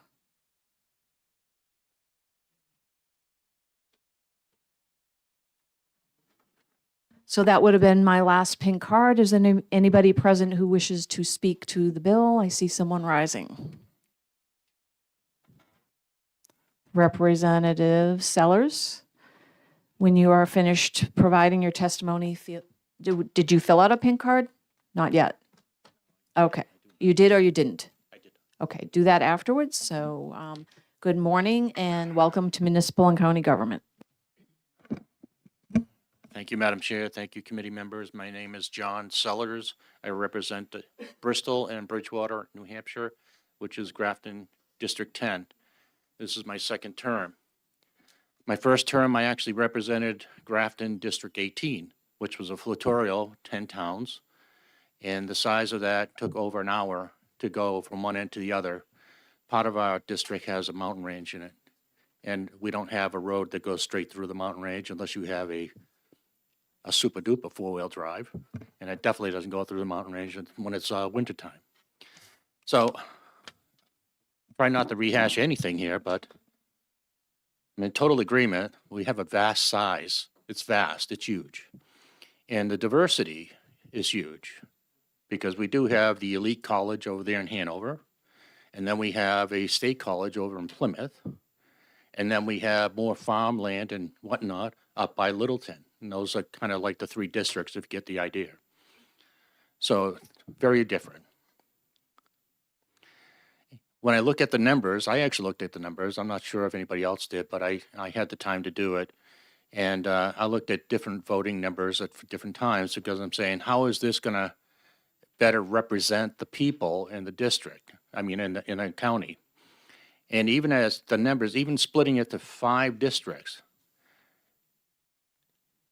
Republicans would only pick up 2 seats. Democrats would have 3 seats, and I mean 3 solid seats. All right, so this is not really partisan. We're just trying to get to make sure there's a representation for the people. To me, having 5 commissioners makes more sense. All right, we just had a mishap happening this on December 31st.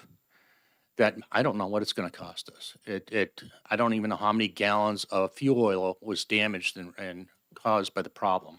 But somehow, some way, we had a problem, and I think it's probably going to cost us into the hundreds of thousands to be fixed. But I can't be quoted on that. All I know is we had a serious problem. The Executive Council, which I'm part of, has not met yet. We're meeting in a couple of weeks, so I'll find that out. But I'm saying more commissioners may have helped resolve this, or maybe there was a better decision say, hey, don't do this procedure, on a holiday weekend or a holiday coming up. I just want to state, and I'm sure we all know, delegates don't do the same thing commissioners do. Commissioners run the business. Delegates run the money. So therefore, that's why we need that representation, from both sides, because, more people have more ideas to solve problems. As far as 2-year terms, I think it should go to 2-year terms. I know thank you. Does that mean my time is up or I got a few seconds? Okay. So I just want to finish up by saying 2-year terms. I know we had 4-year terms, and I was always told a 4-year term on one commissioner was so they could have the information not lapsing and it would pass on from commissioner to commissioner like that. So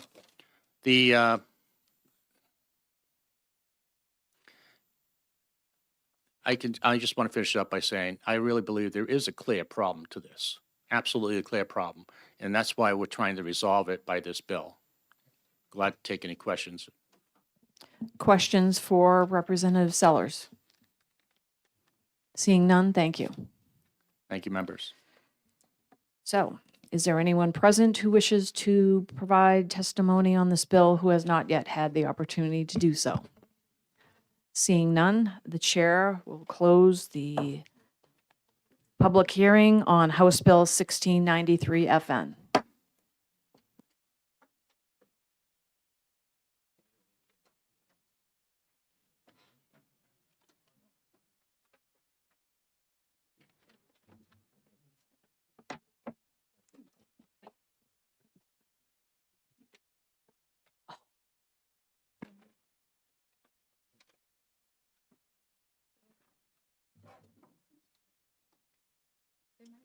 Representative Gilman, I apologize. I forgot you yet once again. Thank you, Madam Chair. The remote testimony showed 11 in support and 19 opposed.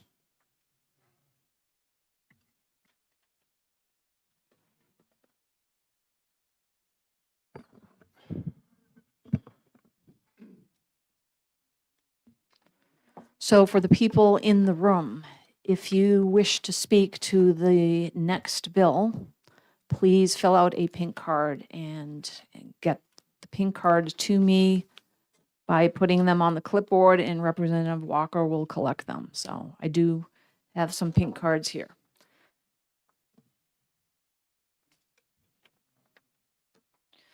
At this time, the chair will open the public hearing on House Bill 1003, prohibiting the Grafton County Attorney from engaging in the private practice of law. The chair recognizes the prime sponsor, Representative McFarland, to introduce the bill. Good morning. Good morning, and thank you, Madam Chairman. Yep. Welcome to Municipal and County Government. I just needed to make sure it was still morning and not afternoon. We're running behind. Yes, indeed. So I will try and be very brief. Madam Chairman, this bill does not break any ground in New Hampshire law. It brings Grafton County into alignment with what this legislature had already determined is best practice for most of the state. Under RSA 734, county attorneys act under the direction of the Attorney General and exercise the full prosecutorial powers of the state within their counties. And that is a position of exceptional trust and authority. Recognizing that, this body has repeatedly concluded that county attorneys should not engage in private practice. And today, 6 of the New Hampshire counties, Rockingham, Cheshire, Sullivan, Strafford, Carroll, and Coos, already prohibit private practice entirely for their county attorneys. And a 7th, Belknap County, restricts criminal law private practice, acknowledging the same underlying concern. Grafton County is now the exception and not the rule. This bill simply extends to Grafton County the same standard that this legislature has already adopted on a bipartisan basis and across decades for most of the rest of the state. It matters because consistency is a matter of fairness. Citizens in Rockingham, Cheshire, and Carroll counties are entitled to know that their county attorney's professional loyalty is undivided and fully aligned with their public interest. Grafton County residents deserve no less. No one here is alleging misconduct, and that is not the point. The point is that when a public prosecutor also represents private clients for compensation, the system is placed under unnecessary strain. Even the appearance of divided loyalties can erode trust, particularly for defendants, victims, and law enforcement officers who must rely on the integrity of prosecutorial decisions. These roles should be structured to remove temptation, ambiguity, and suspicion before harm occurs, and that is exactly what the existing statutes do in those other counties and what this bill would continue for Grafton County. And this bill is narrowly drawn. It mirrors the existing law almost word for word. There are nuances between the different counties in the existing statute, but I have preserved the same family exception that appears in some of the other statutes. It does not prevent service. It does not impose new duties. It simply clarifies that this role of county attorney is a full public trust, not a mixed public-private enterprise. In short, I'm not singling out Grafton County for any special treatment. I'm ending Grafton County special treatment if this bill were to become law. This is about equal standards, institutional integrity, and public confidence in our justice system, and these are values which should transcend party politics. And for those reasons, Madam Chairman, I respectfully ask the committee to recommend this bill as ought to pass. Thank you. I'm open to any questions if there are any. Questions for Representative McFarland? Seeing none, thank you. Thank you. Next, the chair recognizes Representative Barton. Good morning and welcome back. Thank you, Madam Chair. I co-sponsored this bill, and I reiterate these sentiments from my honorable colleague from Orange. I would only add that the county attorney should have their full focus on their work for the county, and having private practice, even if it's minuscule, takes away their attention from the position that they were elected to fill and perform. And I'll conclude my testimony there. Thank you, Representative. Questions? Seeing none, thank you. So that's my last pink card for this bill. Is there anybody present? Yeah, I see someone.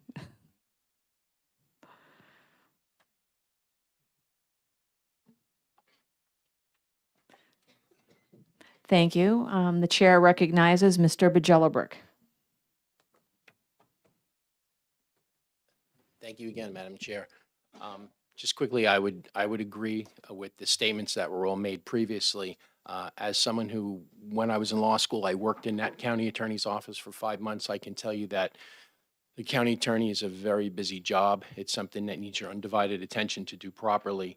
And what you don't realize is everything has second and third order effects. If you do have a private practice, you're going to have clients, there'll be a lot of times where that would create conflicts of interest later on. So consequently, if you represented someone, now they're potentially a defendant in an office that you run, now that's going to be costly to the taxpayer because they're going to have to go to Hillsborough, they're going to have to farm that out. And it's an unnecessary burden to put on the taxpayer. So I would agree that as county attorney, you need to do that one job. It needs to be, it's a special type of position where you can't have an outside interest. It would be like having the Farm Bureau chief, have the biggest farm in the state. It just wouldn't work. Thank you for your time. Thank you. Are you willing to take questions? Oh, of course. Yes. The chair recognizes Representative Elwood for a question. Thank you, Madam Chairman. Thank you for your testimony. Oh, yes, ma'am. Do county attorneys conduct themselves to a particular standard like they do in private practice under their disciplinary standards, for example? Well, all attorneys are bound by the code of conduct. So they have to follow a code of conduct established by the Bar Association. So there are ethics, and they have, in the state of New Hampshire, we have an ethics board, and there are disciplinary hearings if someone violates that. A follow-up? Yes. So if engaged in private practice while holding this position, and you, as you mentioned, creating a conflict of interest, Potentially. potentially, why is that not handled under the standards for ethics instead? Well, it wouldn't be an ethics issue unless it was an undisclosed conflict. You follow my thing? In other words, if there was an undisclosed conflict, because if it's private representation, if I represented you as a client and I told no one and you told no one besides us would know that there is a conflict. All right. So by eliminating the possibility of this, you're ensuring cleaner government. And the one thing, as we can all agree, either side of the aisle, the legal system needs to be as clean as it could possibly be. And I think this would be a step in the right direction. We'd be setting a proper path forward, I believe. Thank you. Yes, ma'am. Further questions? Seeing none, thank you. Thank you, Madam Chair. Thank you, everyone, for your service. So that is my last pink card that I have in my possession, and I will ask, is there anyone present who wishes to speak to this bill who has not yet had the opportunity to do so? Seeing none, the chair will close the public hearing on House Bill 1003.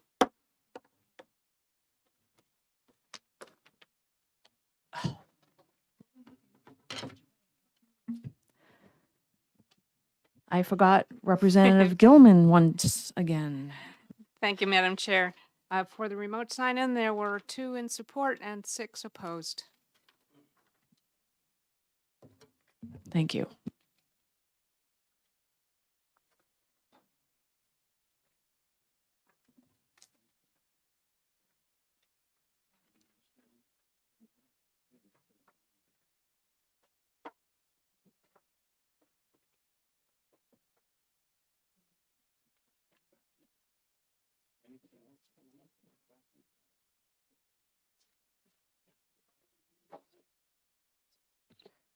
So it's occurred to me that I will need to announce at the beginning of each bill hearing that I had announced at the beginning of our meeting here that this committee will have to abide by time limits due to the number of bills referred to this committee and the amount of work that we have. So as a reminder, the prime sponsor will be given up to 5 minutes to introduce the bill, and subsequent speakers will be given up to 3 minutes. If you have additional, both followed by Q&A. If you have additional information you'd like to get in front of the committee, we welcome you to provide that by email or written.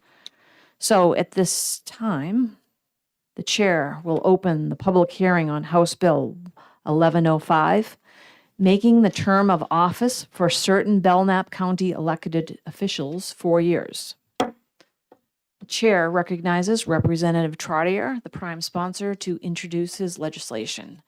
Good morning, Representative Trottier, and welcome to Municipal and County Government. Thank you. Good morning, Madam Chair and members of this committee. I am Representative Douglas Trottier, Belknap County District 8, representing the towns of Belmont, Tilton, and Samerton. Today I come before you with House Bill 1105, changing the terms for certain elected officials in Belknap County from a 2-year term to a 4-year term. The reason why I have brought this bill forward, I've noticed across the state it's becoming a more common practice, whereas Rock County started that, I believe, 2 or 3 years ago. COAS, I believe it was in 24 or 25. My understanding is Merrimack's trying to go to that, and I feel it is a good thing to do for Belknap County. And also, I do have the support of the majority of my delegation. The reason why I was looking at this, if you look across the country, most elected officials are at least a 4-year term for the registry of deeds, the county attorney, the sheriff, and other positions. Extending the terms of these positions would create stability and essential county functions, public safety, prosecution, records management, and land transactions. These offices carry multiple year responsibilities that cannot realistically be planned within a 2-year term, especially if it's a new elected official. For the sheriff and the county attorney's ongoing public safety cooperation, investigations, grants, and prosecution strategies routinely span multiple years. And all of a sudden, you just do the 2-year terms. At that point, they lose that ability to finish what they started. And I do not feel with a 2-year term that you can really give an elected official a fair shake at the position, because within the first year, they're going to go and do what they said during their campaign, and not to see if they're really performing the job the way they should or to the potential. A 4-year term reduces election-related administrative cost and transaction expenses to the county, to the candidates, and help offices budget more effectively. New Hampshire voters benefit from a longer period to evaluate the performance of the elected official and see if they would like them there to reelect them for a longer term. Aligning the terms for 4 years aligns New Hampshire with many other states across the country. This reform maintains the accountability while enabling more effective government or governing of those agencies or positions. In short, a 4-year term promotes stability, efficiency, better service to the public. Again, as I mentioned at the beginning, back in 22, the general election for the Rockingham County went into effect for the 4-year terms.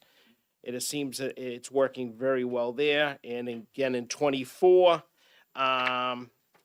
Coos County went into effect. So I did bring this up to all my other delegation members at Belknap County, and they thought it was a good idea. They supported it, asked me to bring it forward, and so we have the majority of the committee. So at this point, I have nothing else. I would ask that this committee review and please recommend it ought to pass. Thank you. Thank you, Representative Trottier. Are you willing to take questions? Yes. Questions for the prime sponsor? Seeing none, thank you. Thank you very much.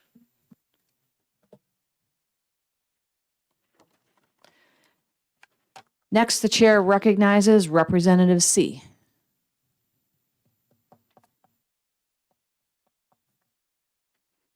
Good morning and welcome to Municipal and County Government.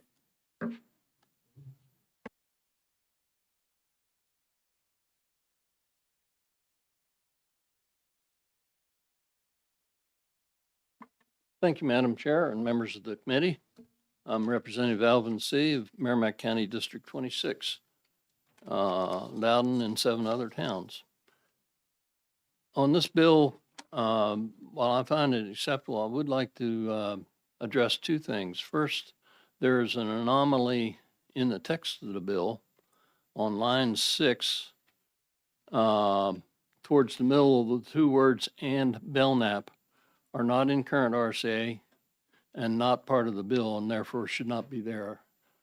I presume that the bill would be corrected in the enrollment process. But otherwise, I would like to suggest, this is the same amendment that I'd suggested on 1689, that we eliminate specific election details from RSA 7:33. And if this amendment were put in, then you wouldn't have to worry about those superfluous words that are in the current bill. That's basically all I wanted to address on this, and I will take questions. Thank you. Are there questions? Seeing none, thank you.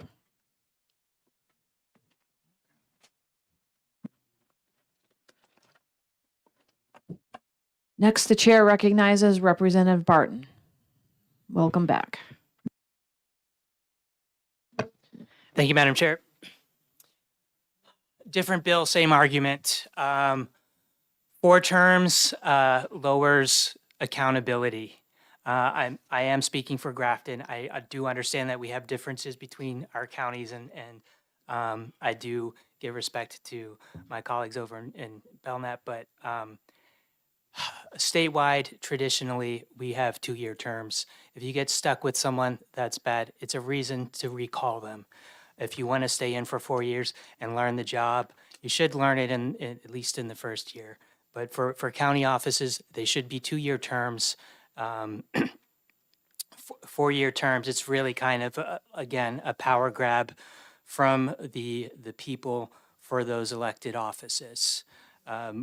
As I've said before, The on witness other- shall suspend. I have a point of order. The chair recognizes Representative Davis. Thank you, Madam Chair, and thank you, Representative. You said you were speaking for Grafton County? This bill is about Belknap County? I do represent Grafton County, yes. But you But- said you were speaking on behalf of Grafton County. I represent Grafton County. Anything that I speak to, I will be representing my county or my district. Then I just guess I'm confused. Are you speaking to this bill? I Which am pertains to speaking Belknap specifically County? to this bill as it's a bad idea for my friends over in Belknap. That's what my testimony is Thank to you. provide. You may continue. Thank you, Madam Chair. So I would advise my colleagues in the entire State House and on this committee to maintain smaller terms and maintain the power back with the people. We don't want power grabs. We certainly don't want unaccountability for our offices. My term, like yours, is a 2-year term, and if people don't like me, they can out me in 2 years. And if they like me and I want to run again, then they got me for 4 years. So that's how we work as a state of New Hampshire. That's how we should work across the counties. That concludes my testimony. Thank you. Are you willing to take questions? Yes, Madam Chair. Questions? Representative Elward is recognized for a question. Thank you, Madam Chair. Just out of curiosity, do you know if anybody has done an analysis of terms served by particular individuals across the state or county by county that shows this person has been in office this long, this person has been, that kind of an analysis to see if this is even necessary, this 4-year term? At the county level, with respect to any county position that's currently 4 years, I think a lot of them are fairly new, and there's not a lot of data for 4-year terms. With respect to individuals that run and run and run and run, and they essentially are accountable to the people every 2 years, but they've been in office for a long time. There's a lot of that. I certainly see it in the State House and at the county level. There are many people that have held terms of office, repeated terms of office. I can't give you any specifics, unfortunately. Okay, thank you. Further questions? Seeing none, thank you. Next, the chair recognizes Sheriff Wright. Good morning, Sheriff Wright, and welcome to Municipal and County Government.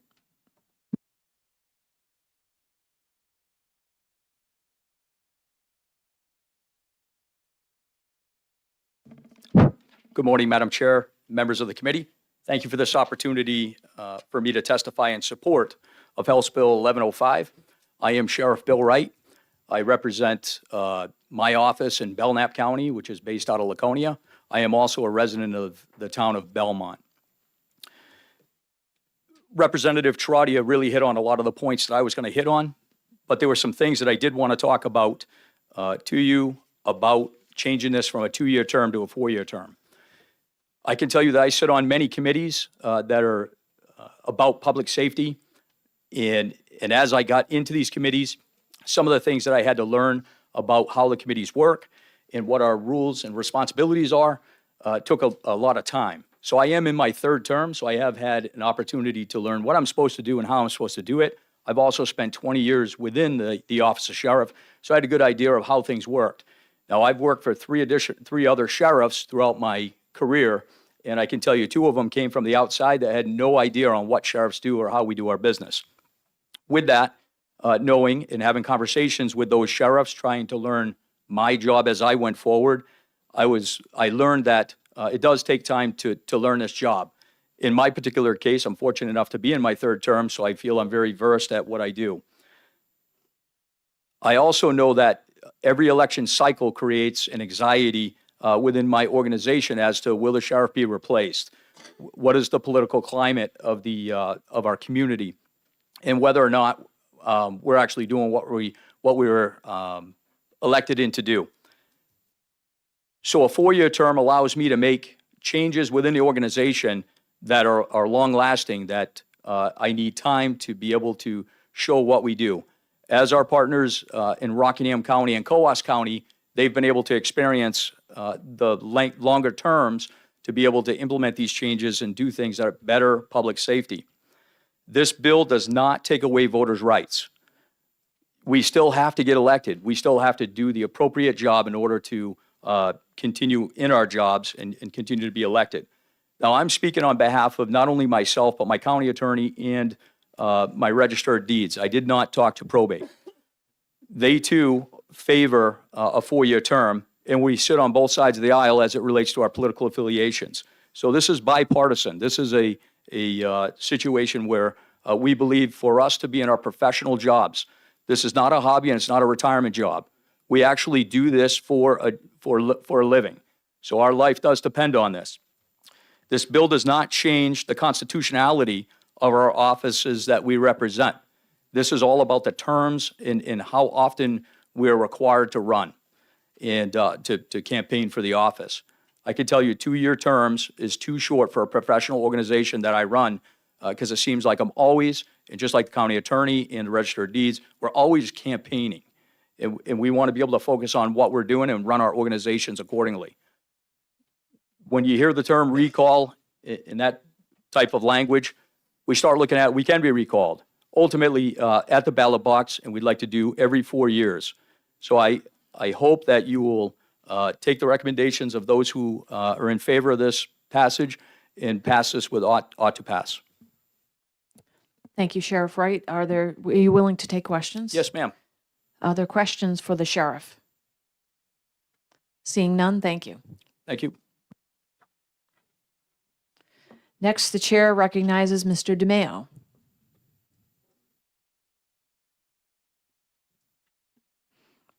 Welcome back. Distinguished members of the committee, thank you, Madam Chair.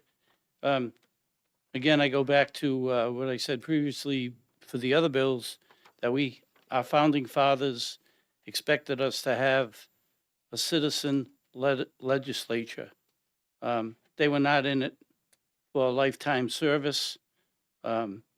We have people in Washington right now who are in for lifetime service, and you can see the disasters that have been caused by people who are in for lifetime service, starting with 4 years, then another 4 years, and before you know it, they're in for 80 years. And then they're doing insider trading, and they're doing all other kinds of things in Congress. This could end up happening here in New Hampshire. I think we have county administrators who get paid lots of money. In our county, the county administrator gets $164,000, which is more than the governor makes. So there's continuance, there's continuity. Any new official coming in can just tap into her brain and into her computer and find out what's going on and just carry on the ball from there. We don't need to have people who are in there for a lifetime doing the job and not giving the electorate, the people, the chance to vote for someone else. The county commissioners are not the only ones with good ideas. I attend the county commission meetings in Grafton County every week, and I'm not allowed to speak.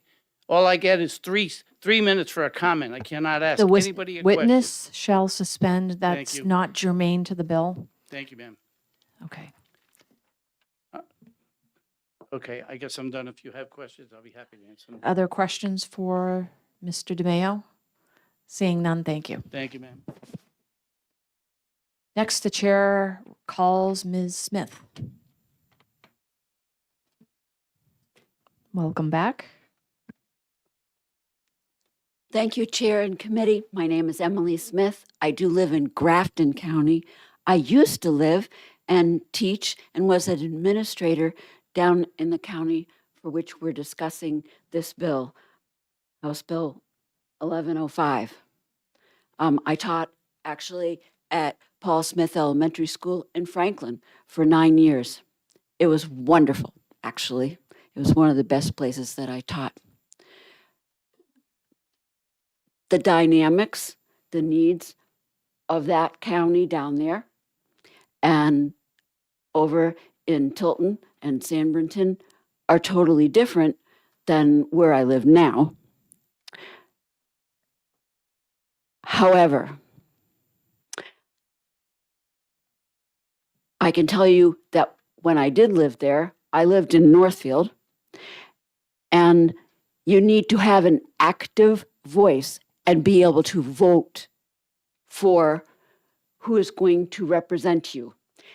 And when someone gets elected in, you need to be able to get them out, recall them if they are not representing you properly, or because it is a transient community, because there are some large factories and large businesses that are there. There's the huge mall, etc., that employs a lot of people, and then they leave. And there's an influx of people that come there and then leave. The people that stay for more than 25 years with a home need to be able to, in 2 years, vote someone out. And this bill doesn't designate what county officials that they're talking about. It's not clear to me. This bill needs to be rejected. Thank you. Do you have questions? Thank you, Ms. Smith. Are there questions? Seeing none, thank you. So at this time, I would like to ask, is there anybody present who wishes to speak to this bill who has not yet had the opportunity to do so? Seeing none, the chair will recognize Representative Gilman to read out the blue sheets. Thank you, Madam Chair. The remote testimony registered 11 in support and 4 in opposition, and 1 neutral. Thank you. And with that, the chair will close the public hearing on House Bill 1105.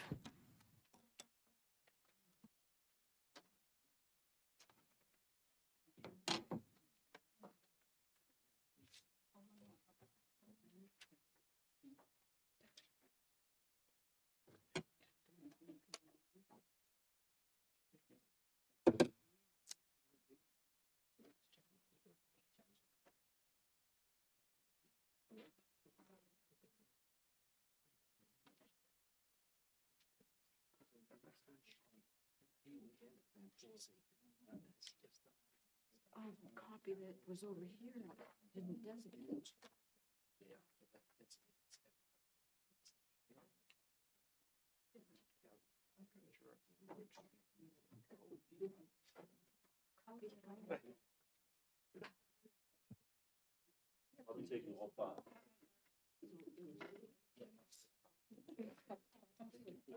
Let's see.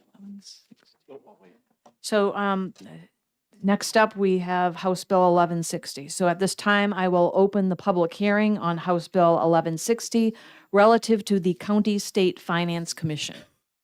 The chair recognizes Representative Majori to introduce the bill to this committee. Thank you, Madam Chair. Honorable members of Municipal and County, for the record, my name is Representative Jim Majori, representing the wonderful town of Northampton, Rockingham 23, here to introduce House Bill 1160 relative to County State Finance Commissions. I have nothing else to add, but would be happy to take the next 5 minutes vamping about why the New York Jets are the worst team in football and I hate the Patriots. Was that on public record? I'm giving you 5 minutes. Come on. Oh, killing me. Can I leave now? Yes, you may. Thank you. At this time, the chair recognizes Ms. Horgan. To rebut my statement? Good morning and welcome to Municipal and County Government. Good morning. Thank you, Madam Chair and members of the committee. My name is Kate Horgan. I'm here on behalf of the New Hampshire Association of Counties. So about roughly 20 years ago, the state created the State County Finance Commission. And as you might imagine, some things have changed since that committee was originally formed. So I'm pleased to tell you that this bill is full of technical changes to update to match current statute, current titles, and if the chair will allow me, I will quickly walk through those changes, just so that folks know what we're changing and why. So I will use line numbers off of the bill to help everybody follow along. So on page 1, line 6, it allows the commissioner, who is a member of the County State Finance Commission, to also have someone else participate on their behalf. It's a pretty simple change. It's pretty common throughout statute. On line 7, you will see that elderly adult services is changed to long-term supports and services, which is the new title of that division at Health and Human Services. On lines 11 and 12, you will see 2-year terms, provided that the initial initial terms of 2 such members shall be for 1 year. We change it so that everyone is on 2-year terms and that they will continue to serve similar to the retirement system until the DHHS commissioner appoints someone else. This would ensure that the commission can continue to meet and meet quorum requirements. And as you might imagine, changes to this commission are not very frequent due to the fact that changeover at the DHHS in these departments is not very high. We also make the change for county association appointments. So we make it a term of 2 years and shall continue until their successors are appointed. Currently, the association appoints 3 people in 1 year and then another 3 people in the next year, both serving 2-year terms. So we thought it might be simpler just to appoint all 6 at the same time, so that way it lines up with the association elected offices and appointments to the executive committee of the New Hampshire Association of Counties. Line 20, we change that one of the representatives shall be a member of the standing committee responsible for municipal and county government to any other member of the House of Representatives. We are very happy that Representative Walker has joined us on this commission in December, but up until he joined us, there was no municipal and county representative. We had 2 representatives from the Finance Committee. So we just wanted to provide some additional options for the speaker to appoint people to serve on this commission. You will then see on page 2, we again change adult and elderly and adult services. You will also see a reference on line 3 to court-ordered volunteer services for the Division of Children, Youth, and Families and the Division of Juvenile Justice Services. In 1998, The counties were removed from financial responsibility for juvenile services, so we don't do that anymore. So there's no need for us to discuss that. And thank you, Representative Davis. My last change is similar on line 15 and 16. It just removes the juvenile services references, and I'm happy to take any questions that the committee has. Thank you. Are there any questions? Seeing none, thank you. Thank you. So that is my only pink card for that bill. So I will ask, is there anyone present who wishes to provide testimony on the bill who has not yet had the opportunity to do so? Seeing none, the chair recognizes Representative Gilman to report the blue sheets. Thank you, Madam Chair. The remote testimony is 3 in support, 0 opposed, and 0 neutral. Thank you. And with that, the public hearing on House Bill 1160 is now closed.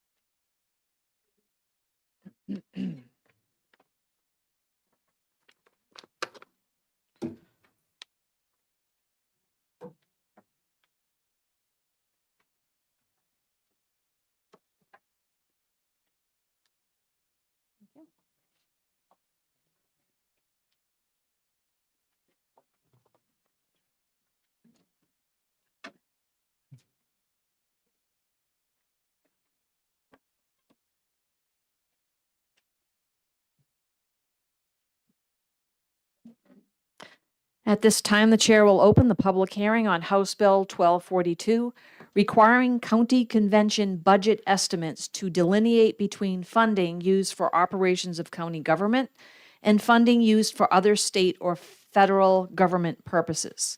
The chair recognizes Representative Murray, the prime sponsor of this bill.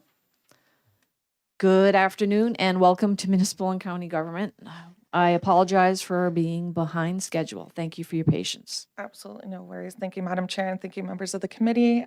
Yes, you've had a long day, so I'll keep this brief. It is a fairly simple bill.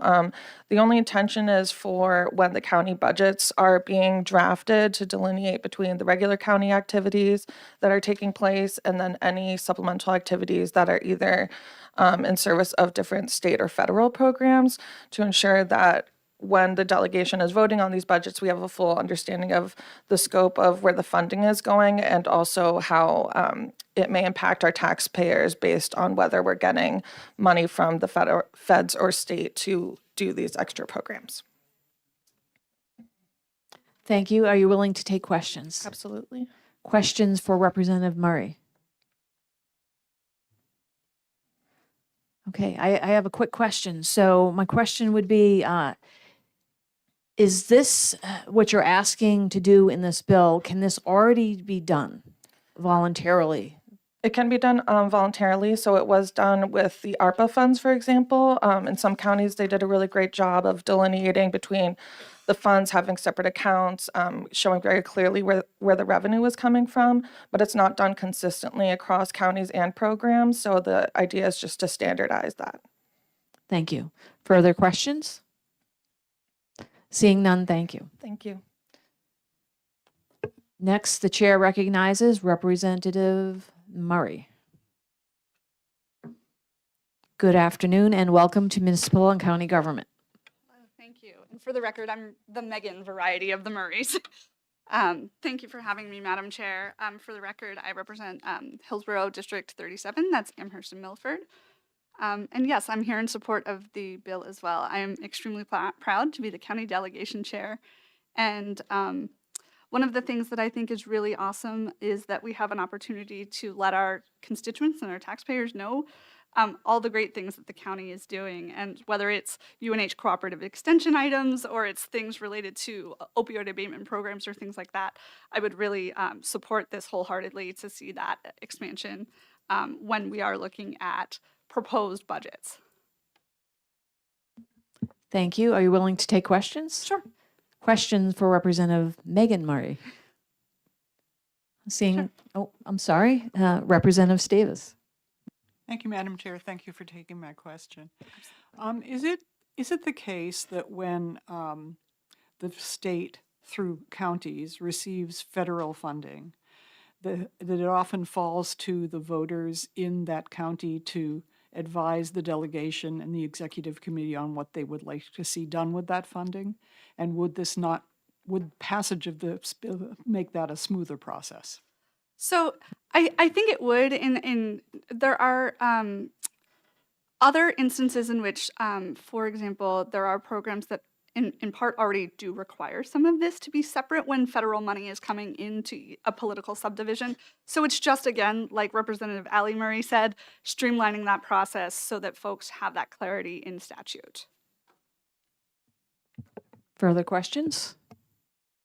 Seeing none, thank you. Thank you. Next, the chair recognizes Ms. Horgan.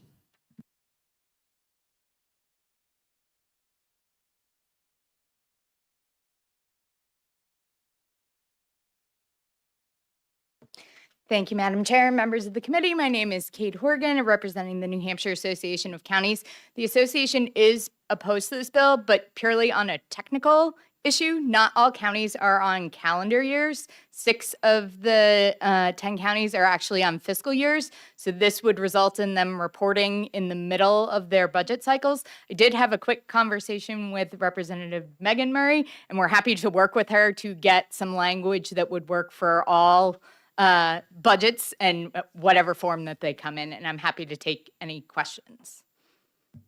Questions for Ms. Horgan? I have a quick question. So if what you've stated as the reason for your opposition for this legislation, if that were remedied in a committee amendment, would the New Hampshire Association of Counties then be in support? I know you haven't seen. I would need yes. to check with my legislative Okay. committee, but in concept, yes. Thank you. Further questions? Seeing none, thank you. Thank you. So that represents my last pink card for this bill. And at this time, I would ask, is there anybody present who wishes to speak to this bill who has not yet had the opportunity to do so? Seeing none, the chair will close the public hearing on House Bill 1242. At this time, the chair recognizes Representative Gilman to report out the electronic blue sheet. Thank you, Madam Chair. The remote testimony shows 4 in support and 1 opposed. Thank you.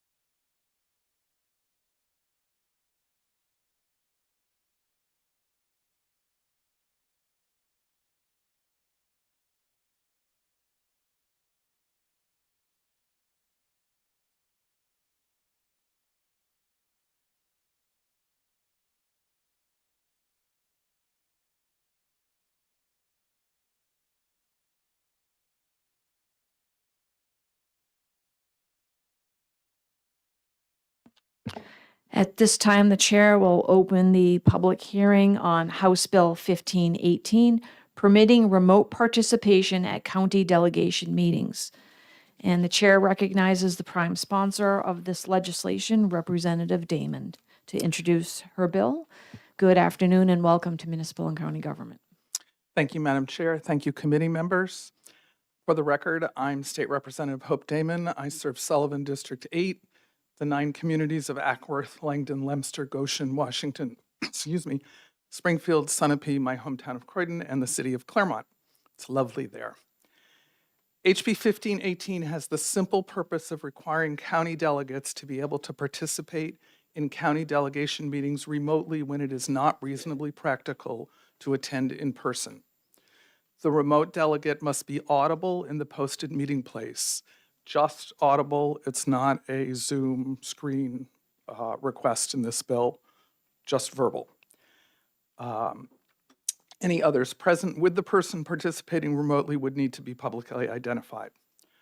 A quorum of delegates in person would continue to be required in the physical meeting place.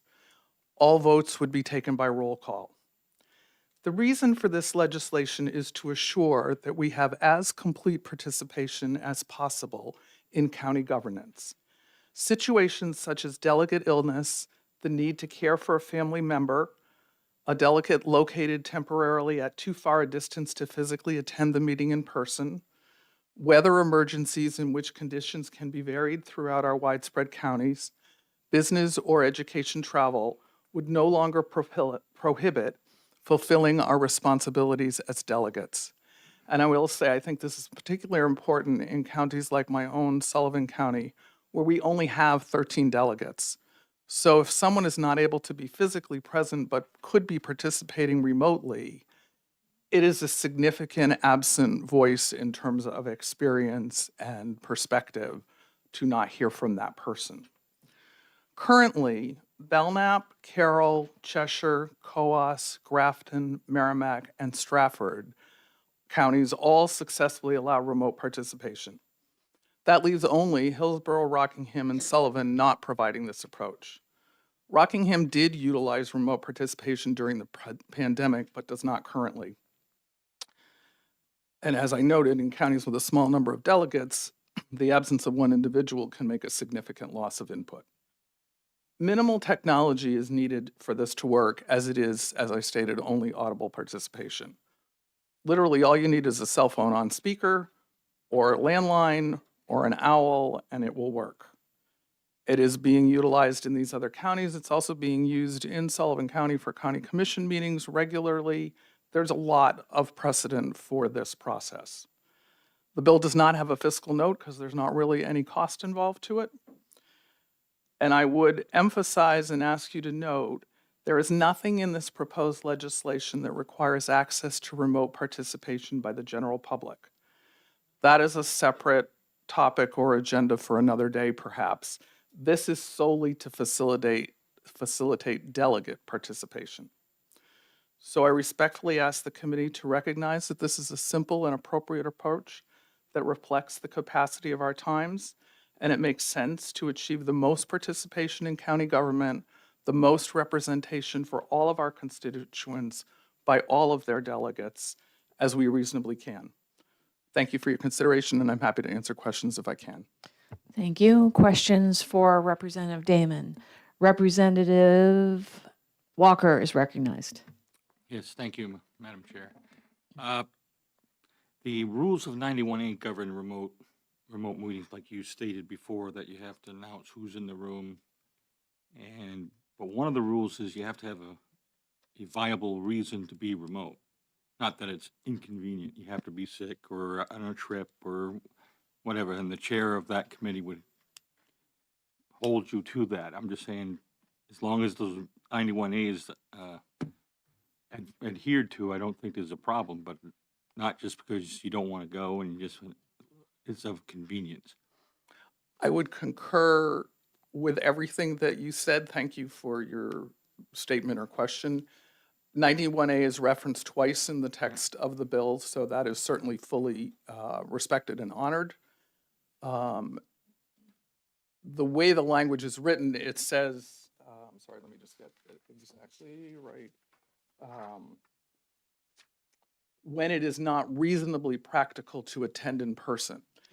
And it doesn't specify in the bill the reasons that I listed as examples. There are no reasons given in the bill except that statement of not reasonably practical. So I would expect that that would be at the discretion of the chair of the delegation, their interpretation of that. And I certainly don't mean for it to be used on a whim that I didn't feel like showing up at a meeting. But more, for instance, there was in fact a situation where a delegate was out of state helping an elderly relative who was extremely unwell and wanted to participate remotely but was not permitted to do so. And I know there have been other circumstances in other counties. That was not frivolous absence by any stretch of the imagination. And I know this was not a county delegate experience, but I had an experience where the ice storm where I reside, because of elevation, was much worse than most of the county. And there literally was no way for me to get from A to B. I mean, it just wouldn't have been successful or safe. But I could have participated remotely if that had been an option. So it's those kind of circumstances, sir. Follow up, please. Yes, follow up. Now, I'm just curious, you're just doing voice. You're not doing Zooms or any visual. Is that because you don't have that technology where you're at, or you don't choose to? Thank you for the question again. Good question. It's because I wanted it to be the simplest, most accessible, least expensive approach possible. So that if a county did not have more extensive technology that might cost a greater sum of money to implement, I didn't want that to be a barrier to remote participation. I do think it is preferable to see the folks that we're talking with. And so if a county chose to approach it in that way, I think that would be great, but it's not required in the bill. Thank you. The chair recognizes Representative Dolan for a question. Thank you, Madam Chair. When you're using just the voice only, how do you identify the individual? How do you know that's who's actually talking on the phone? Thank you for the question. I don't have a approach to verify that with certainty. Perhaps we need to come up with one. I would certainly say many of us have very distinguishable voices, and given that we are known to the population we would be speaking to some degree it would be apparent, but that is a legitimate question. I would be open to recommendation of how to do that, and I certainly can research how that's done in other contexts. Thank you. Further questions?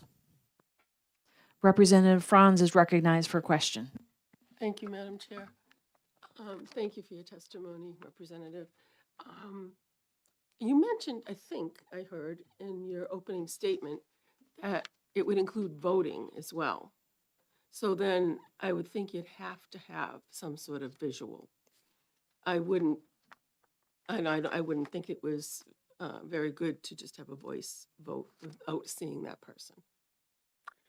Thank you for your question and comment. The bill does include voting by roll call, because otherwise it's not complete participation and representation. I wouldn't be achieving what the bill intends to achieve.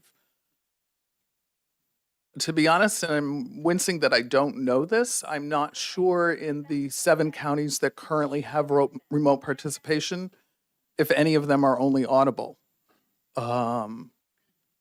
Representative Walker is suggesting that they're not. Perhaps he can inform us on that. May I? All the remote. Representative Walker, you weren't recognized. So Representative Damon, what did you just say? I'm sorry. That's quite all right. No, you're asking interpreted for something. from Representative Walker's body language that perhaps he knew the answer to Representative Franz and my question about whether the counties that currently have remote participation, whether any of them do it only audible or they all see a person on a screen. And I realize that's not the normal Thank you. dialogue here. That could be discussed during the executive session. Further questions? Oh, further questions. Okay, I want to clarify something.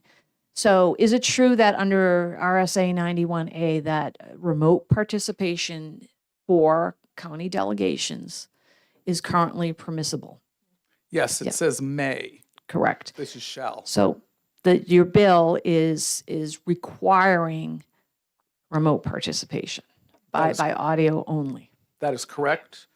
However, I would add, if the committee evaluates that it would be a better process to have it be visual and audio, I would certainly be very respectful of an amendment to that effect. Clearly, at the end of this hearing, it's your bill, and I'll remain interested, but you take it from there, and thank you very much. Thank you. Further questions? Representative Frocht is recognized for a question. Thank you, Madam Chair. Representative Damon, welcome to our committee once again. Why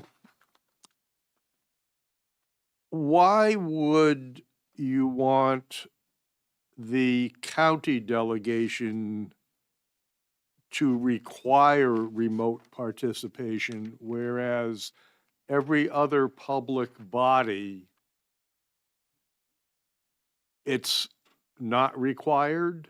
It's a may participate, if I understand 91A correctly? Thank you for the question and the welcome to committee. I think often in life you don't solve everything all at once. And I quite frankly became frustrated with the situation on the county level and chose that as a place where it made sense to endeavor to do this, and felt that it was a relatively uncomplicated level of remote participation. And the fact that 7 counties are already doing it and have been for some time would, I think, evidence that. Yes, I'll allow it. Thank you, Madam Chair. Representative Damon, if the bill which modifies the existing 91A were cut down to essentially Roman 4, which says all county commission and delegation meetings shall allow one or more members of the county commission or delegation to participate by electronic or other means of communication for the benefit of the public and county commission or delegation, and then change it subject to the other requirements of 91A, which on quick reading seem to be exactly the same as the requirements that you are enumerating. Thank you. Excuse me. Thank you for the question. I think I need to do a side-by-side revisit of 91A with what you have just proposed. But responding in the moment, I believe you are correct that Roman numeral 4, just that initial first statement before the ABCD, does state what my objective and purpose in this bill is. It's putting in the shall language to allow members of the county commission or delegation to participate remotely. Representative Damon, I know you're being so-called put on the spot. So might I suggest that the two of you discuss this offline and then come back with something? Does that? That would certainly be appropriate because I find myself in the same situation as Representative Damon. I would have to do a side-by-side comparison to verify what my sense of 91A is by memory alone. So perhaps we can meet and go over that. I would be happy to do that, and thank you, Madam Chair, for that recommendation. Thank you. The chair recognizes Representative Davis. Thank you, Madam Chair. And if I may, I would also want that side to side to include the subsection B that talks about a quorum. Because my understanding of 91A is if you don't have a quorum, you don't have a meeting. That is correct. But that's not what this says. But that's not what this says. So that would have to be very carefully looked at. Yes. So it seems to me at this point that as the chair, I can request a side-by-side by the committee researcher to help with the committee's analysis of this bill in light of 91A and to identify what, if any, amendments are needed. So Thank you. I will offer that. Further questions? Seeing none, thank you. Thank you all. Next, the chair recognizes Representative Ouellette.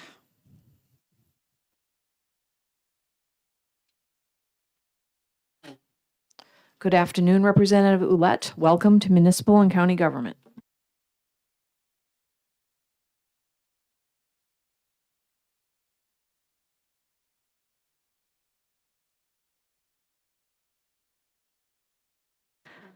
Thank you. Somehow these pink cards got passed to me for this bill. I apologize.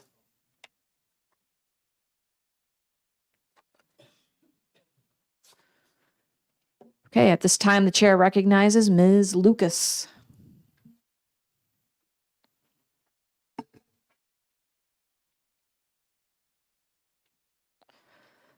Good afternoon, Ms. Lucas. Welcome to Municipal and County Government.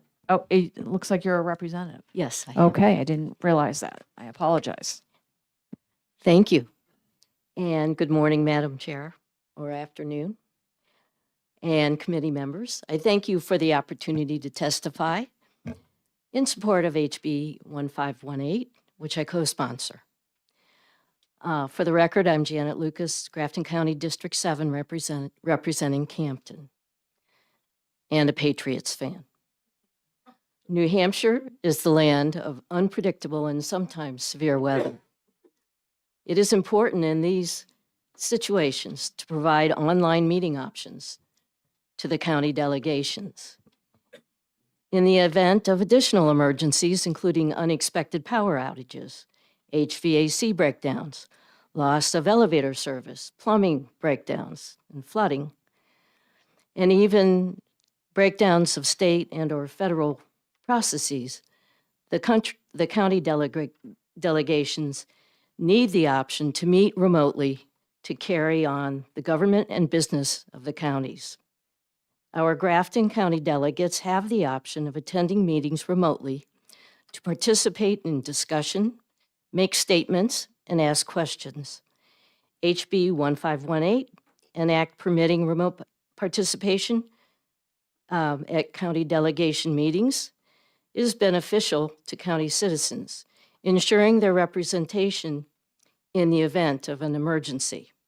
It specifies that the chairman or presiding officer will make a determination as regards the nature and circumstance of any emergency and suspend the need for a physically present quorum accordingly. For these reasons, I encourage you to support HB 1518 by voting to pass. Thank you. Thank you, Representative Lucas. Are you willing to take questions? I'd be happy to try. Questions for Representative Lucas. Representative Majori is recognized for a question. Thank you, and thank you, Representative, for taking my question. And I'm sorry if I misunderstood this. Does your county allow remote participation at the county level only in the event of an emergency or at any time? At any time. Thank you. Further questions? Seeing none, thank you. And my final pink card on this bill is for Mr. DeMayo. The chair recognizes Mr. DeMayo. And please remember to state your name, who you represent, and your position on the bill. Support, oppose, or if you're neutral. Thank you, Madam Chair, and distinguished delegates. Nick DeMayo, Sugar Hill, Grafton County, District 2. We do have online Zoom communications for commissioner meetings.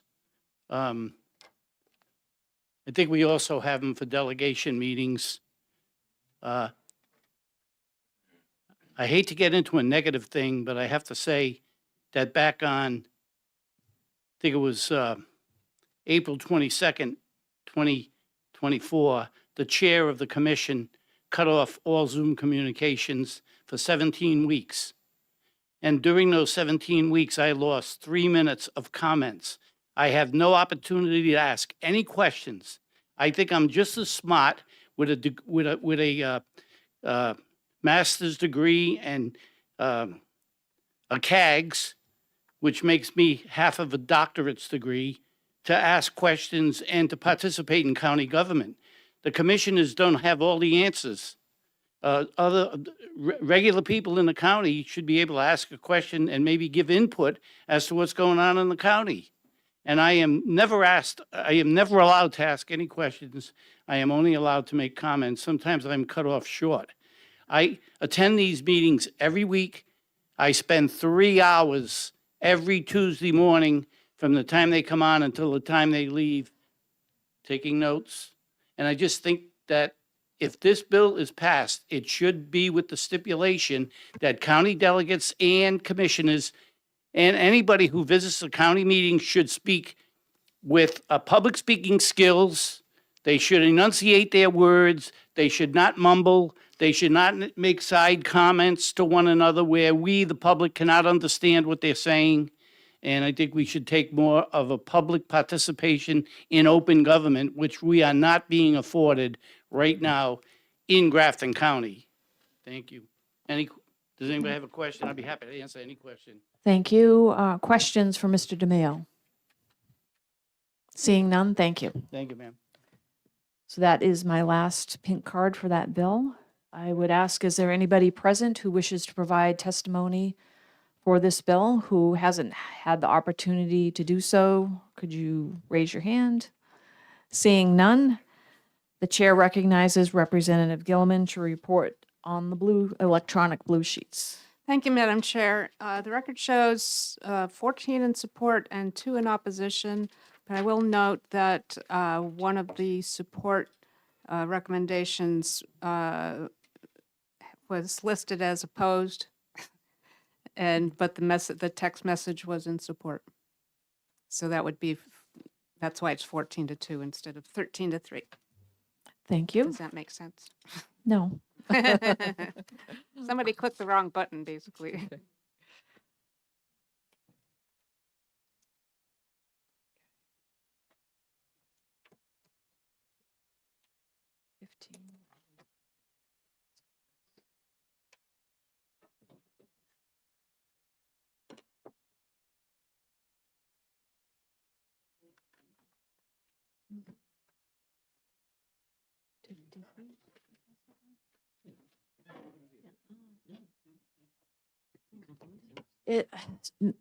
Representative C. I see in the stack here that 15, 18,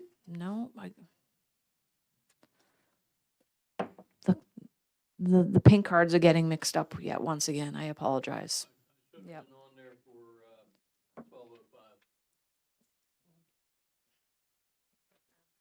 That's correct. Somehow pink cards from other bills are jumping into my hand. Oh, sorry.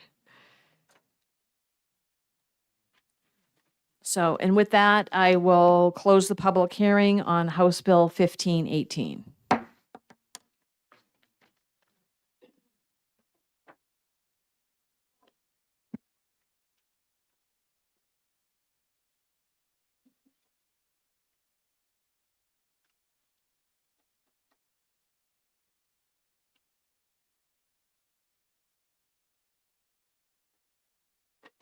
So up next, we have our last publicly noticed bill for the day. So the chair will open the public hearing on House Bill 1205, prohibiting state and county-owned lands from participating in carbon sequestration projects. This time, the chair recognizes Representative Ouellette to introduce the legislation. Good afternoon and welcome to Municipal and County Government. Good afternoon, Madam Chair, and thank you very much, committee members. Before I get started, I'd like to thank Representative Majori, reminding me I didn't think the Jets were in the NFL anymore.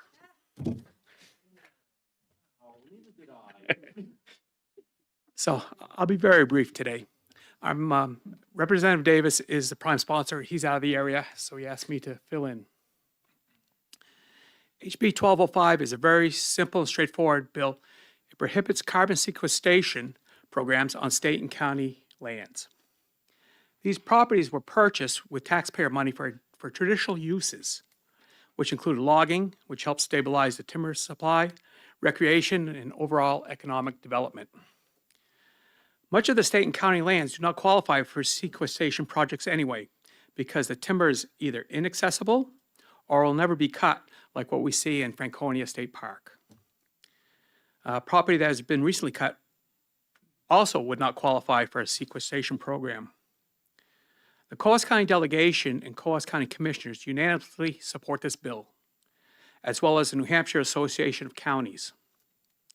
Bottom line is, let's keep the public trust and these public lands as they were intended. Thank you. Thank you, Representative Ouellette. Are you willing to take questions? I am. Questions for Representative Ouellette? Representative Fracht. Thank you, Madam Chair. Representative, of the small amount of state and county lands that do or would qualify for carbon sequestration, if they, under current standard operating procedures, when a timber stand owned by state or county is cut, is revenue generated for the state or the county? Yes, it is. Follow up? Yes, you may ask a And follow-up. is that at the then current market rate? It is. Usually it's a public sale that timber owners or loggers, sawmills have a chance to bid on. And so they get the maximum value for their timber. All right, thank you. You're very welcome. Further questions? Representative Davis. Thank you, Madam Chair, and thank you, Representative, for taking my question. Follow up briefly on Representative Fracht's questions. The proceeds of those sales of that timber benefit the residents of the county? Correct. Follow up, Madam Chair? Yes. Whatever proceeds were generated from a carbon sequestration program, who would benefit from those? It would be the county, but it's not just the money part of it. It's the management, the habitat, and other things that management styles and management plans are different on sequestration versus traditional forestry management. Yes. Further questions? So Representative Ouellette, I just wanted to clarify something. You had stated that state and county owned lands by and large are purchased with state and county funds for the purposes of logging, recreation, and could you refresh my memory? The land was purchased either by state or the county, in essence, the taxpayers. And I'm sorry, the second part of your question? Well, I wanted to just to establish the statement that you had made, and then my question would be: so, given that the purpose for which state and county lands were purchased with taxpayer dollars, Yes. If these lands were put into carbon sequestration, would that then be contrary to the purpose for which the lands were originally purchased? I think so. And let me explain part of the things, the way they work. Right now, carbon sequestration is not very profitable. So if you have property, you can cut your timber and it becomes more profitable. But when you put in a sequestration plan, it's tied up for a minimum of 40 years. And so in that 40 years, animal habitat changes. A lot of sequestration programs do not like motorized recreation on their properties because it flies in the environmental purposes behind the Green Initiative. Another part of it is that part of the sequestration programs is to offset carbon gases from polluters. And what really happens, it's kind of a fallacy, meaning that, so say in Coos County, we take our state lands and our county lands and we put in a sequestration program. Now we don't, supposedly we're supposed to be helping the environment, but at the same time, the sawmills and lumber mills and people who use timber have to keep in business. So they're just going further away and cutting it somewhere else. So it's really not, in the big picture, we don't find it as really beneficial. And, you know, the people that bought these properties, like I said, were taxpayer money, most of them bought many years ago, were for traditional uses. And we don't see sequestration as a traditional use. Representative Stavis is recognized for a question. Thank you, Madam Chair, and thank you for taking yet another question. So under current law, counties are permitted to enter into contracts with businesses, with other organizations to conduct business of all sorts and kinds. If this bill were to become law, this would be the only business they would be prohibited from entering to a contract with. And how do you square that with the fact that under current law, they are currently able to enter into contracts? You're right, this would be the only one that would be specified.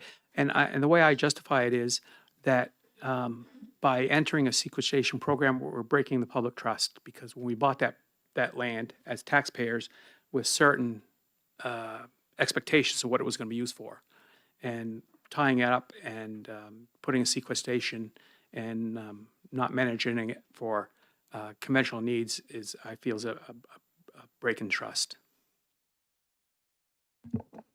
Representative Gilman is recognized for a question. Thank you, Madam Chair, and thank you, Representative, for taking my question. We've heard all day that every county is different and some are more urban than others. Should this not be enabling legislation in order for a county to decide if it has, enough timber to sequester or doesn't have any timber businesses?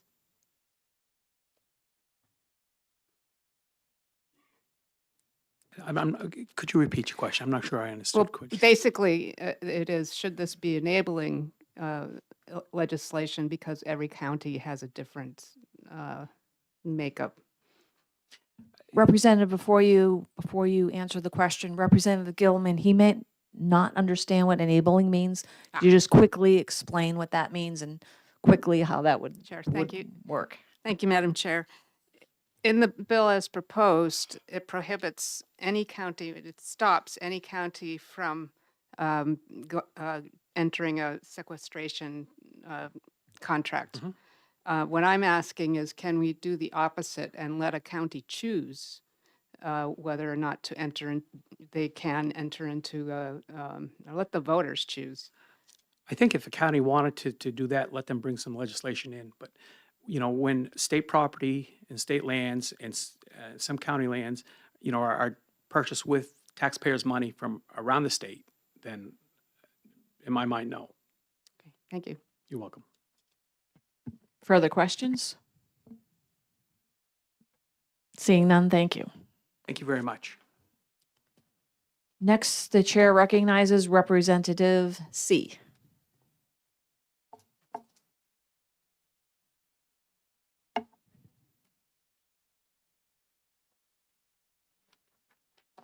Good afternoon, Representative C. Welcome to Municipal and County Government. Thank you. I'm Representative Alvin C., representing Merrimack County District 26, Loudoun, and 7 other towns. I like this bill, and the only thing I would like to see you add to it is specifically add cities and towns along with the counties and states, so that there's no question that it applies to all public land. And I'll take any questions if you have them.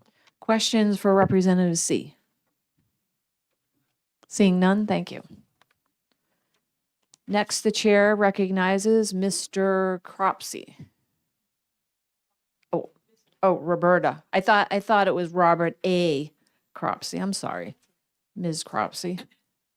Good afternoon and welcome to Municipal and County Government.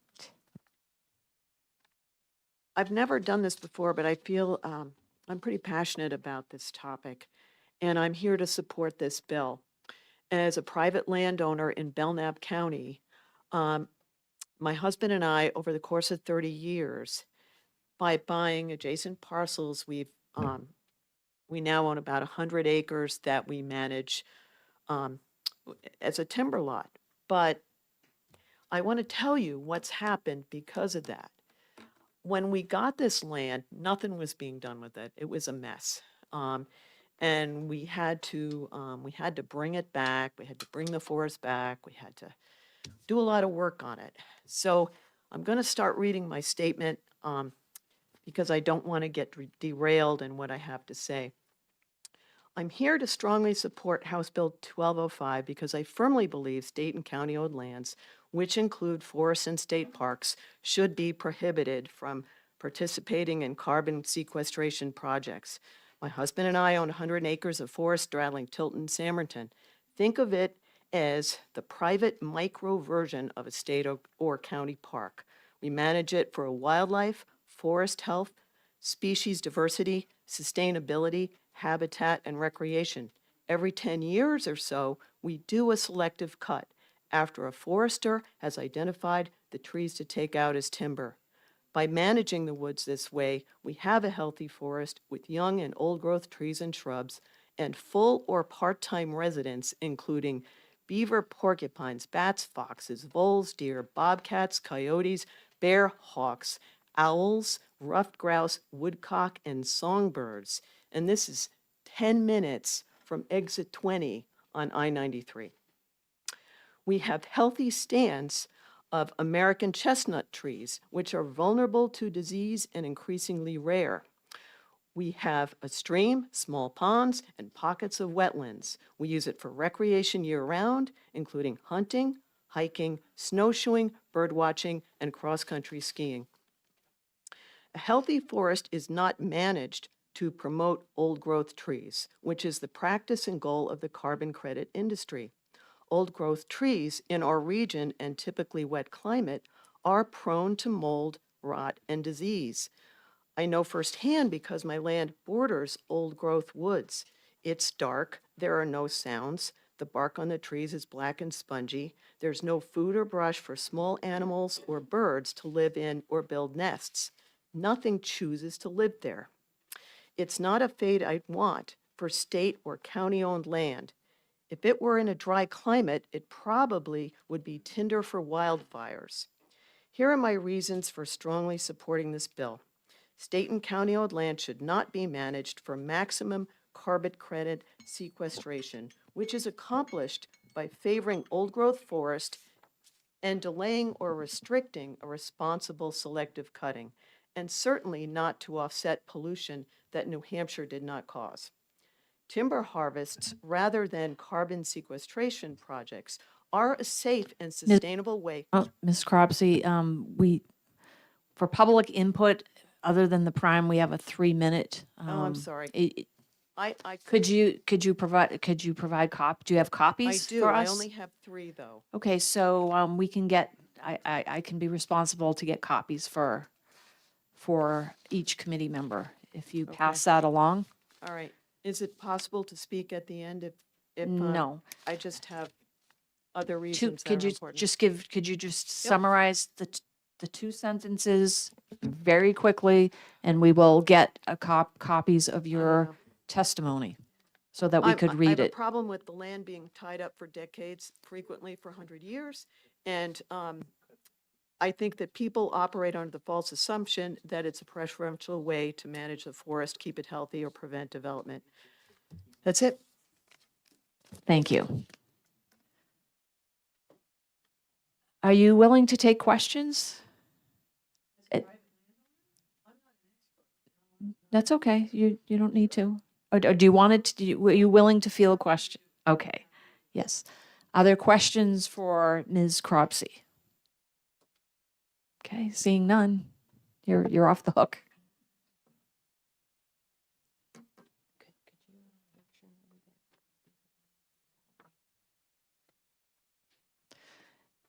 Thank you. At this time, the chair recognizes Mr. Kenny.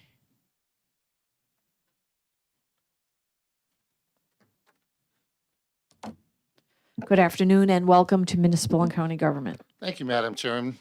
Welcome, everybody. Good afternoon to the Municipal and County Government. I'm Joe Kenny, a former state senator and House member for many years, and now I've been on the Executive Council for over 10 years. And I find that the carbon sequestration program, both nationally and the state, is one of the most critical issues, particularly for a state like New Hampshire, that is the second most forested state in the country.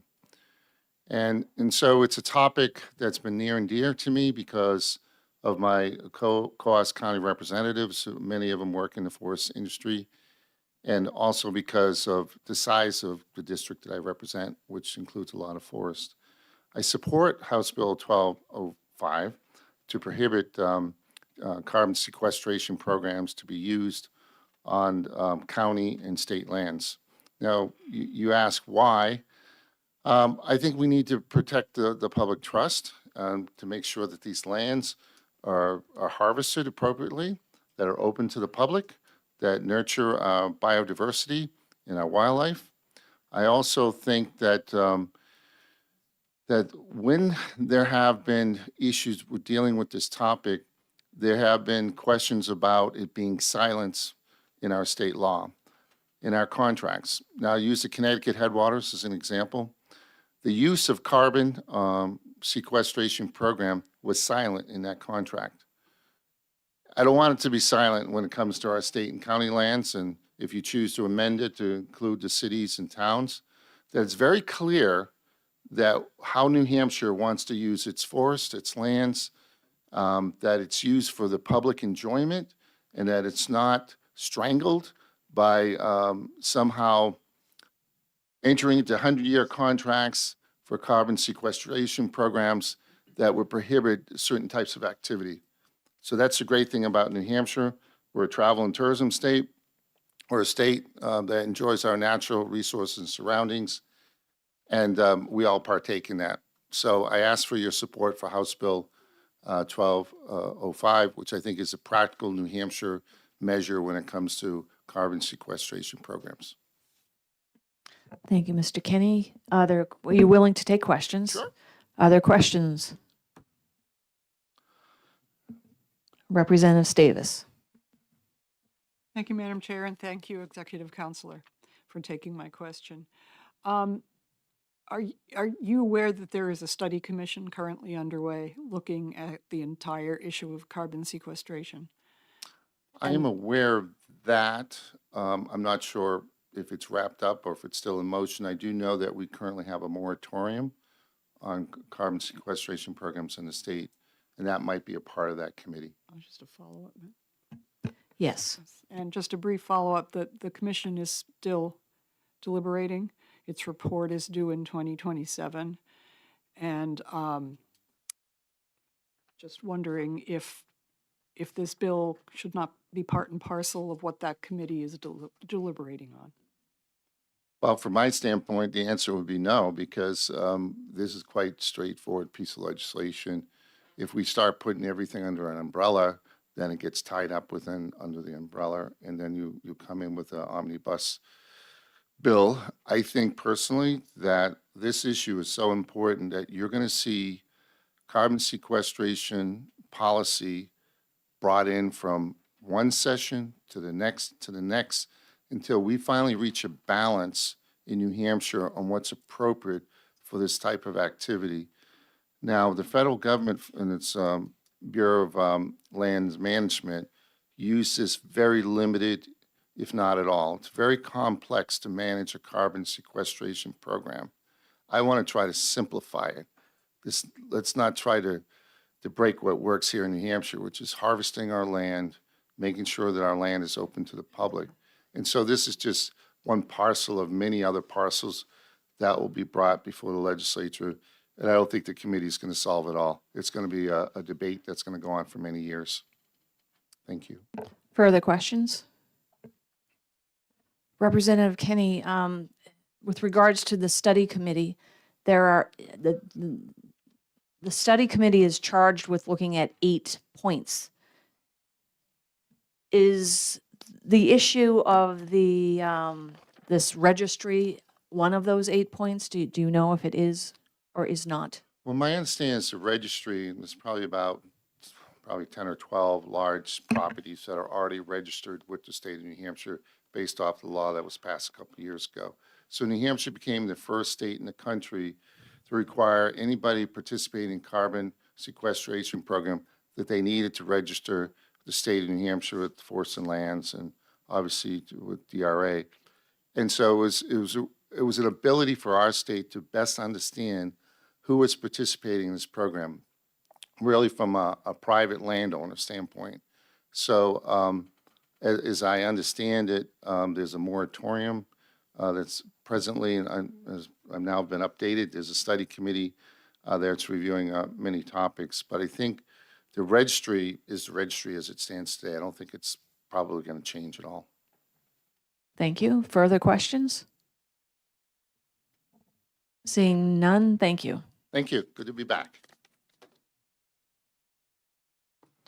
Next, the chair recognizes Mr. Leahy. Good afternoon and welcome to Municipal and County Government. Good afternoon. For the record, I'm Matt Leahy. I'm the Public Policy Director for the Society for the Protection of New Hampshire Forest. So the Forest Society opposes this bill, and we take that position acknowledging that there are a whole bunch of questions about these forest carbon markets. But we also believe, the Forest Society believes, that these types of programs could be one option for a forest landowner to generate some more revenue to help them manage their forest land. And we actually do include, the public agencies which own forest land as well in that category. I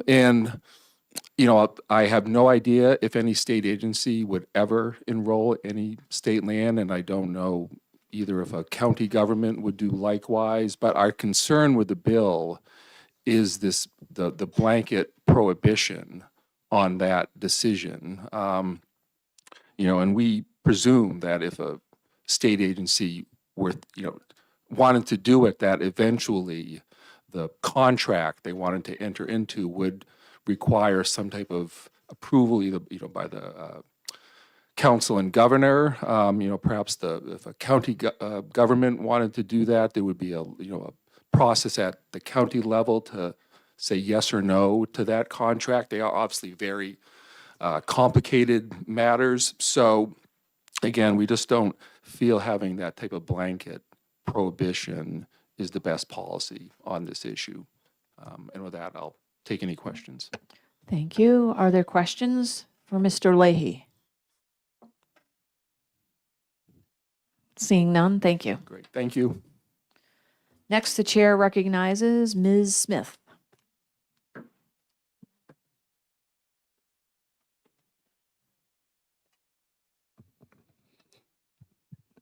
Thank you for letting me speak again, Chairman Committee. But now that I've heard testimony from other people, they've said things that have changed my mind. I am in support of this bill. My concern was what Mr. Leahy just said, the blanket, but I've changed my mind. I'm in support of this bill. Thank you. Do you have any questions? Thank you. Other questions for Ms. Smith? Seeing none, thank you. Next, the chair recognizes Mr. Haynes.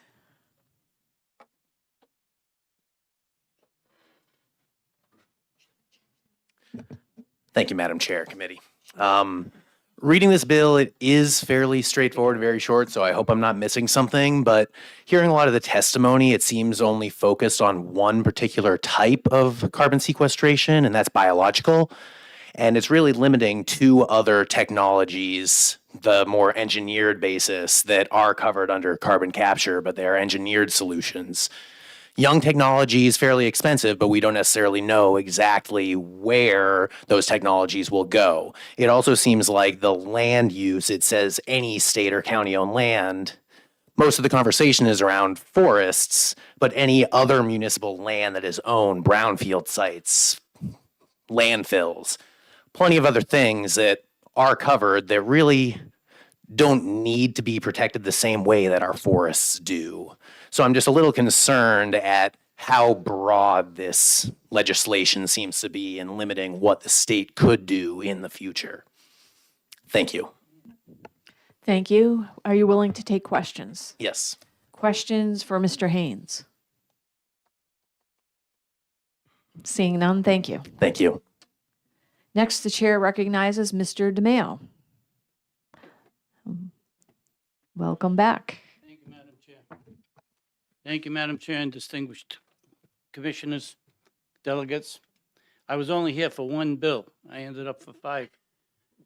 Anyway, this is a learning process.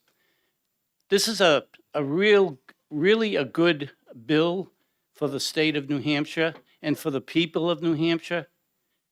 We manage the woods, as this private landowner said, for the habitat. But there are many people in the northern part of the state, especially where I live in Grafton too, who heat with wood.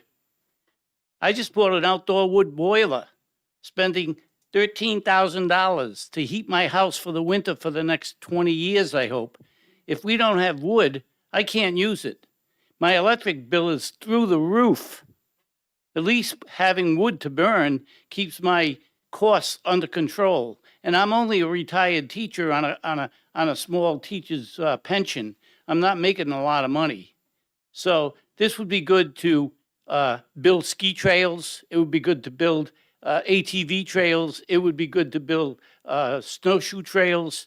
It's good for a lot of reasons. And then it's also good for the New Hampshire nursery, UNH, because we have to buy back trees that are like this big, and it takes 40 years for them to grow, but we buy those trees from the New Hampshire nursery through the county. So not only is the county getting money, the nursery is getting money, UNH is getting money, and the people are benefiting from it by saving money on the cost of fuel and heating their homes. Thank you. Thank you. Are you willing to take questions? Yes. Are there questions for Mr. DeMayo? Make me feel like I'm back in the classroom. Seeing none, thank you. And my final pink card in my hand is Mr. Stock.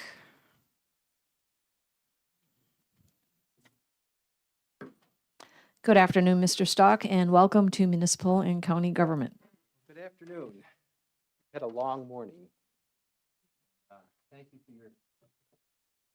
Wow. Still not used to the wide chairs here. For the record, I'm Jason Stock. I'm the Executive Director of the New Hampshire Timberland Owners Association. And I've come here today to speak in favor of this bill. And I will be brief. Our membership, we represent the forest products industry. We represent private landowners, loggers, foresters. About 3 years ago, as an organization, we did a very deep dive into forest carbon, looking at forest carbon programs and the interest, or looking at how it would affect private lands, land management, timber supply, logging capacity, all of that, and came up with a white paper, which I'm happy to share. I didn't bring copies today, but one of the kind of talking points or points that we made is that we didn't feel that state fee ownership land should be enrolled, public fee ownership land should be enrolled in forest carbon programs. And although we're a private, our membership is private property owners, and we support private property rights and a landowner's right to enter into a contract to buy or sell any type of commodity. For some of the reasons you heard earlier today, we felt that public ownership is a different animal. And it's purchased with public monies, with tax monies, with an expectation of certain management. And moreover, what you're you know, and what I'm saying is that management can include a lot of things. You can manage for carbon, you can manage for timber, and you can manage for wildlife. We have members doing that. That happens. For us, this is a more philosophical issue about the role of public lands and what you heard earlier, the public trust. When you enter into a forest carbon contract, it is just that. It is a contract, and you think of it as an encumbrance on that property. And it's a negotiated encumbrance. They can be as short as 20 years. I've seen some as short as 5-year duration. And of course, the one that has gotten a lot of attention is the Connecticut Lakes Project, which was a 99-year contract. Again, that's a private contract. It was negotiated. But you know, when we look at public lands, fee ownership, and I'll want to emphasize that, we look at when that land was purchased, there was not an expectation that there would be additional encumbrances placed on that property. I think I'm getting the card. So for that reason, we feel that that adding additional encumbrances on public land that was purchased with a specific purpose, whether it's for carbon, wildlife, or whatever, is just not appropriate. We support the bill. Happy to try to answer any questions. And I'm happy to talk about, our members do purchase timber and participate in the state timber program. There were some questions earlier. Happy to talk about that. Thank you for your indulgence. Are there questions for Mr. Stock? The chair recognizes Representative Maggiore. Thank you, Madam Chair, and thank you, Mr. Stock, for speaking to us. And forgive me if I don't know the answer to this question, since we were involved with House Bill 123 from last year. Is the state and county-owned land portion that we're discussing right now part of the study committee? I looked at the study committee. The study committee focuses a lot on taxation. Obviously, House Bill 123. To the extent that state and county lands would be taxed, maybe, I don't know, because you're looking at, in that instance, well, you've upped the game from the pink card to a panic alarm. So when I look at that, it looks more at taxation issues. Our read is that it has a much more private landowner focus. The study commission looking really at that question of is there a tax issue here, when, as well as issues on forest timber supply and industry impacts, but the big issue there was timber taxes, municipal revenues. Long answer to your short question, when I look at it, I don't see public land management falling into that. Does it? I don't. Again, to the extent, I don't know how county lands are taxed or if there's payment in lieu of tax programs. In that context, maybe. Further questions? Seeing none, thank you. Oh, I'm sorry. I'm so close. Representative Davis. First, I give you the pink card, and then I ask you a question. Just as I was about to. And my apologies in advance if this seems like somewhat of an impertinent question. It's not meant to be. It's Sure. genuine curiosity. If, as you say, you're not familiar with how county public lands are taxed, et cetera, what is your rationale for being in favor of this bill? Our rationale is I had testified, and thank you for perhaps I wasn't clear enough, and thank you for the request for clarification, is one of the public trust argument that was made earlier. When these lands were purchased, the expectation is they would provide certain products, timber, recreation, wildlife, et cetera. They were purchased with public monies.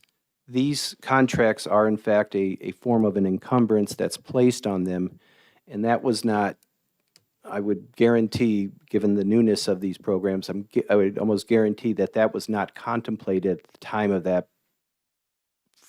purchase, and therefore we would argue that it's not appropriate to, after the fact, after the deal's done, after the tax dollars are spent, the property is being managed, to then come back later and lay another encumbrance on top of that. Further questions? All right. Representative Majori is recognized. Thank you. I think this is incumbent upon me to do this.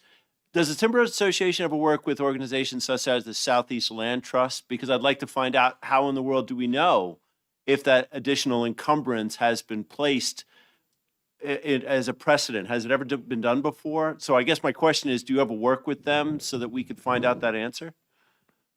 I know the Southeast Land Trust. We have members that participate and do deals with them, and I don't work with them on a daily basis. I do work with the Forest Society, who you heard from earlier today. So in fact, my office is in the same building as theirs, so I see them all the time. I can certainly inquire of the conservation community about that. I would just point out, though, that in those instances, those are not state or public fee ownerships. So again, that's a separate, for us, that's a separate issue. It's fee ownership that is the issue for us, and that's the important distinction. Additional You're questions? Seeing none, thank you. Thank you. So at this time, I'd like to ask, is there anyone present who wishes to provide public input on this bill who has not yet had the opportunity to do so? Seeing none, the chair recognizes Representative Gilman to report out the electronic blue sheet. Thank you, Madam Chair. The remote testimony shows 5 in support and 40 opposed and 0 neutral. No, you may not. No. So thank you, Representative Gilman. And with that, the chair will close the public hearing on House Bill 1205.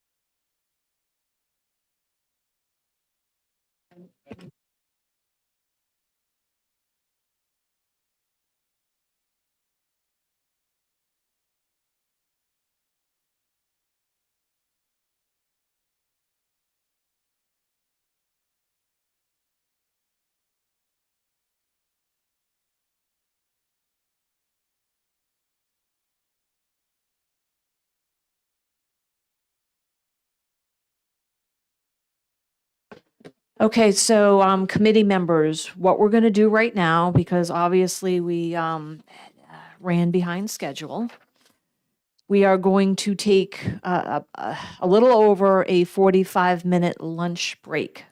We will gather back here, committee members, at 2 o'clock sharp. And then we will go from there. The plan is we will be breaking for caucuses, and we will come back and decide about executing some bills that we heard today. So that's a plan. Please be back in your seats at 2 o'clock. Thank you.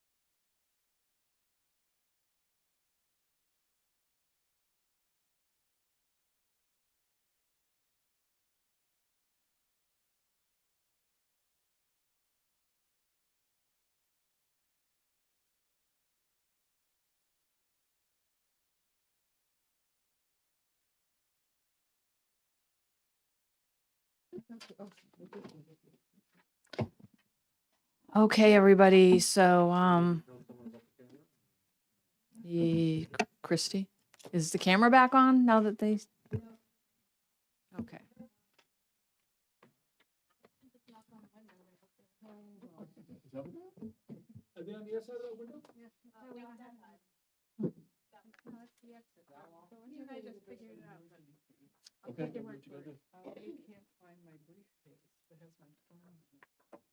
What about the committee room that we were just in?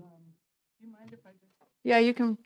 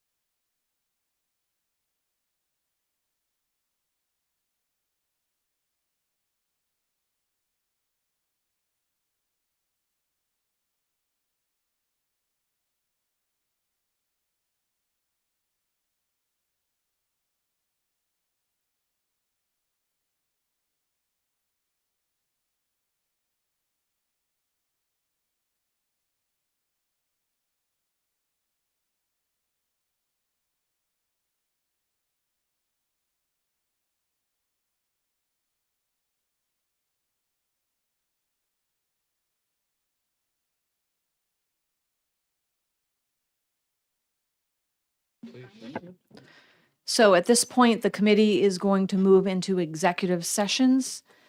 As I mentioned earlier, at the beginning of this committee meeting, as publicly noticed pursuant to House Rule 44, executive session on pending legislation may be held throughout the day, time permitting, from the time the committee is initially convened.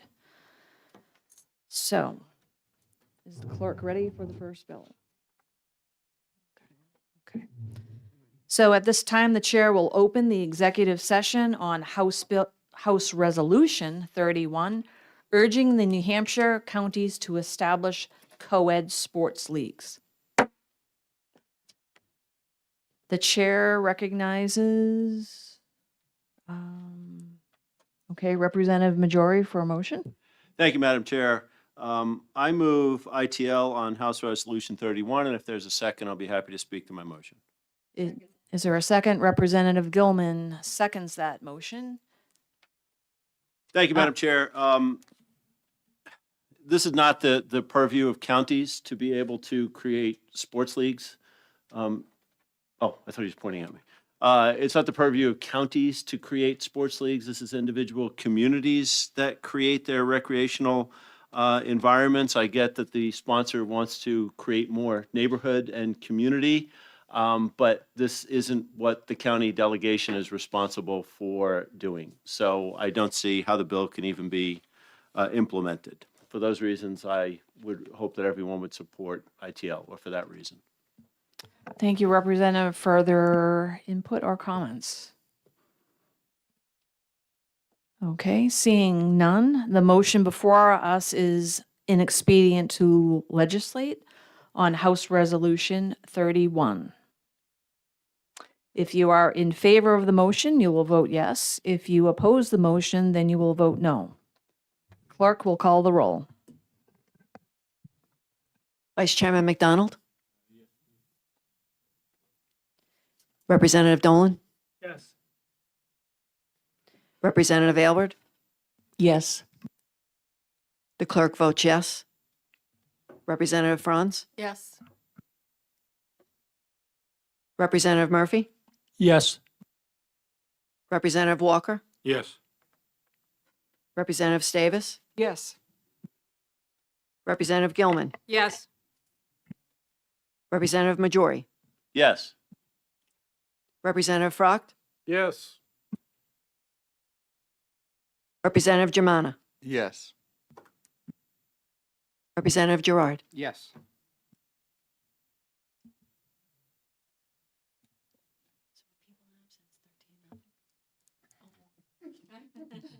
Madam Chair? Yes.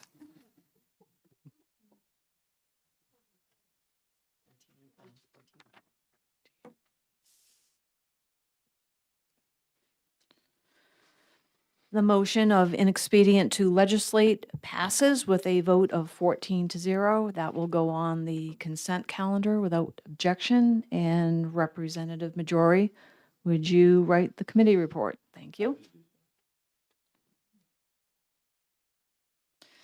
And with that, the chair will close the executive session on House Resolution 31.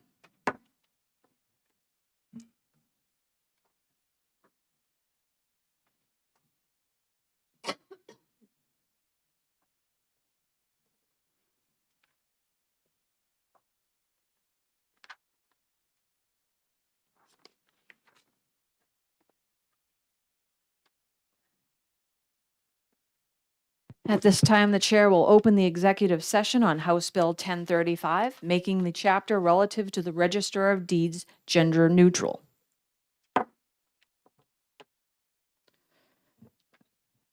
The chair recognizes Representative Walker for a motion. Yes, I'd like to make a motion of ITL. Thank you, Representative. Is there a second? Representative Stavis seconds that motion. Representative Walker, would you like to speak to your motion? Well, it's kind of the same basic premise as the last one, except it's not a county thing. It's just, do we want to take all this time to go through all the House on something changing he's to she's and all that stuff? And that's, we need to get through all our bills. Thank you. For further discussion, comments? Okay. Seeing none, the motion before us is inexpedient to legislate on House Bill 1035. If you are in favor of the motion, you will vote yes. If you are opposed to the motion, you will vote no. The clerk will call the roll. Vice Chairman McDonald? Representative Dolan? Yes. Representative Aylward? Yes. The clerk votes yes. Representative Franz? Yes. Representative Murphy? Yes. Representative Walker? Yes. Representative Stavis? Yes. Representative Gilman? Yes. Representative Majori? Yes. Representative Frocht? Yes. Representative Germana? Yes. Representative Gerard? Yes. Madam Chair? Yes.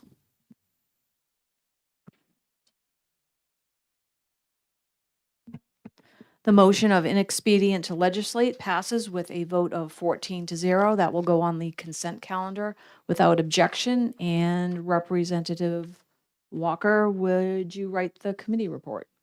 Sure. Thank you. And with that, the chair will close the executive session on House Bill 1035.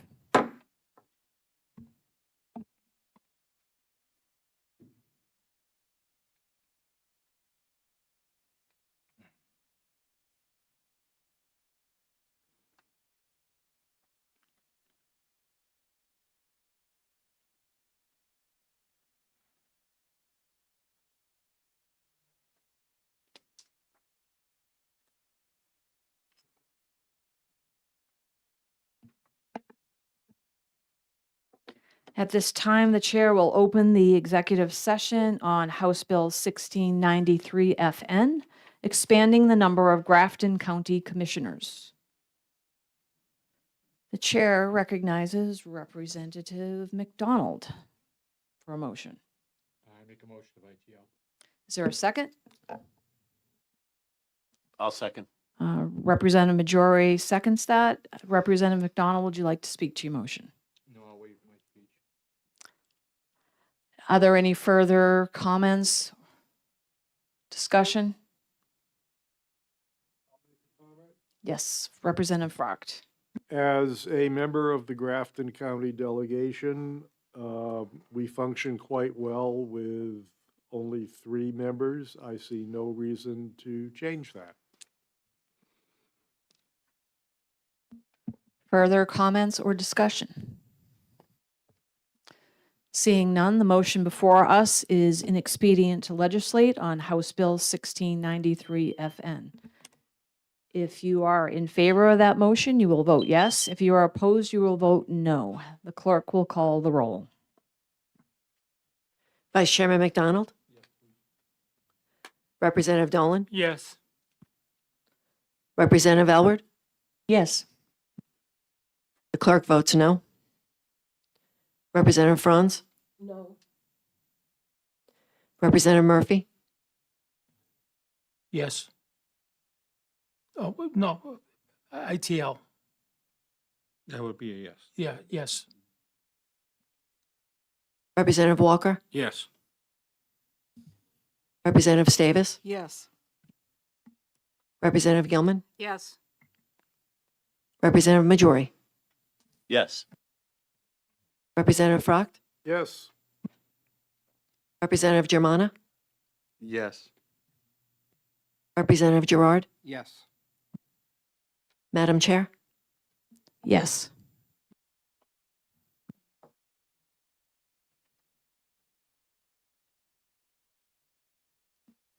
The motion of inexpedient to legislate passes with a vote of 12 to 2. That will go on the consent calendar without objection. And John, will you write the committee report? Representative McDonald, excuse me. Thank you. And with that, the chair will close the executive session on House Bill 1693 FN.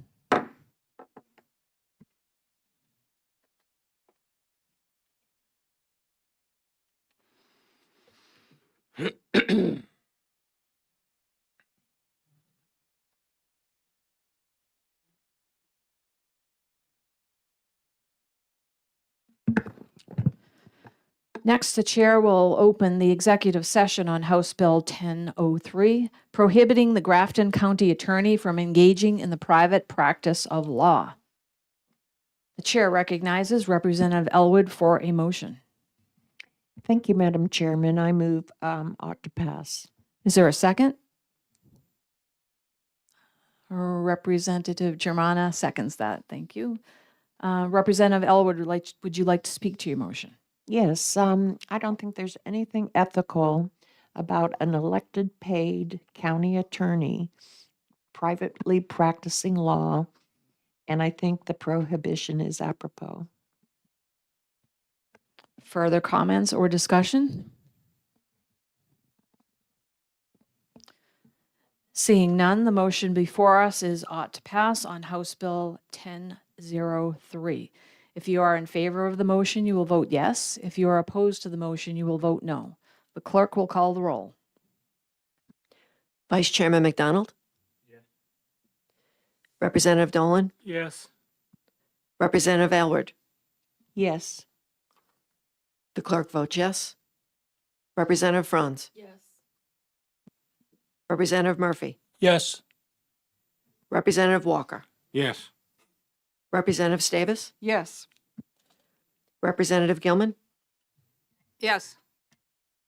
Representative Majori? Yes. Representative Frocht? Yes. Representative Germana? Yes. Representative Gerard? Yes. Madam Chair? Yes.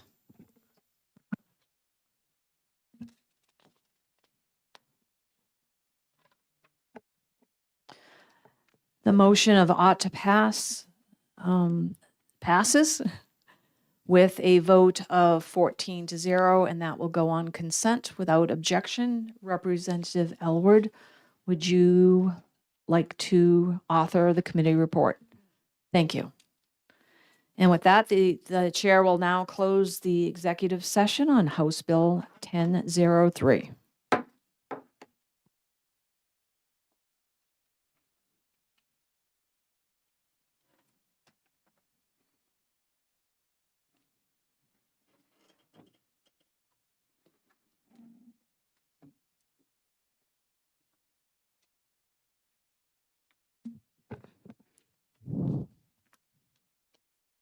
At this time, the chair will open the executive session on House Bill 1160, relative to the County State Finance Commission.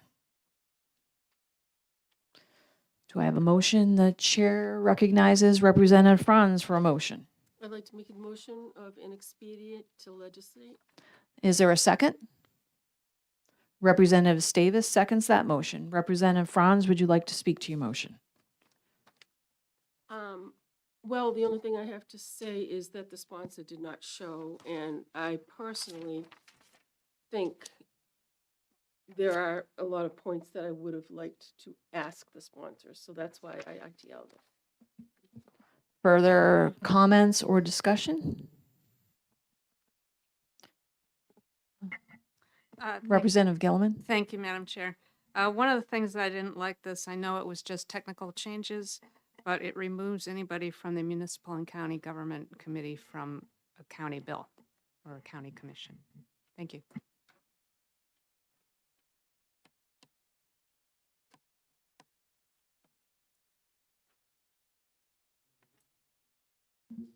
Further comments? Do I see Representative Walker's hand up? Nope. Oh, I thought I did. Shut off your microphone, please. No further comments? Seeing none, the motion before us is inexpedient to legislate on House Bill 1160. If you are in favor of that motion, you will vote yes. If you are opposed to the motion, you will vote no. The clerk will call the roll. Vice Chairman McDonald? Representative Dolan? Yes. Representative Alward? Yes. The clerk votes yes. Representative Franz? Yes. Representative Murphy? Yes. Representative Walker? Yes. Representative Stavis? Yes. Representative Gilman? Yes. Representative Majori? Yes. Representative Frocht? Yes. Representative Germana? Yes. Representative Gerard? Yes. Madam Chair? Yes.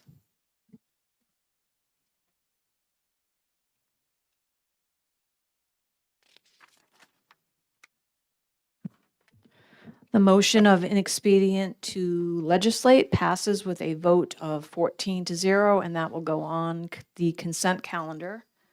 And was it Representative Franz? Would you like to write the report? Thank you. And with that, the chair will close the executive session on House Bill 1160.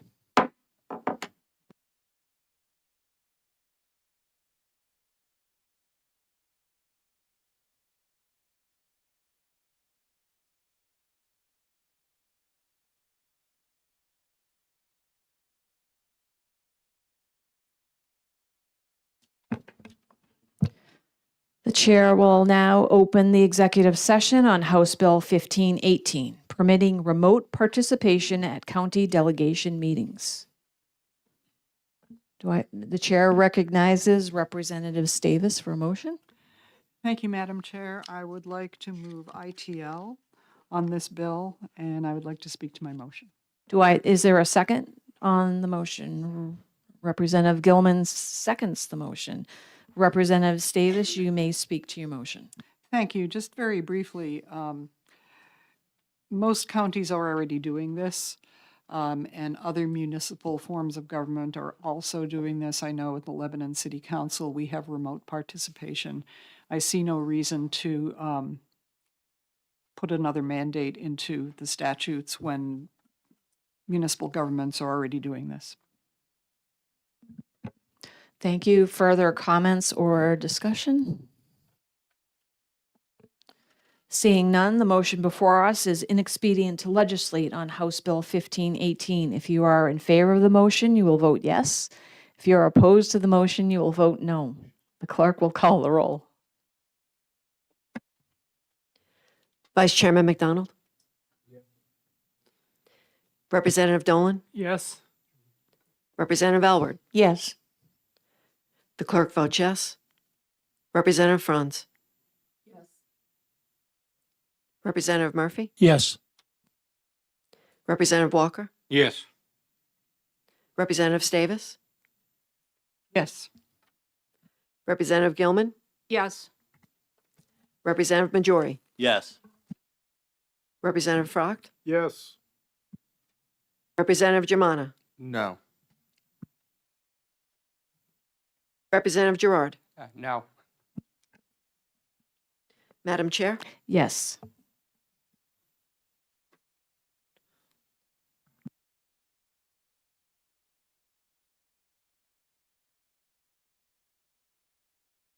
The motion of inexpedient to legislate on House Bill 1518 passes with a vote of 12 to 2, and that will go on the consent calendar without objection.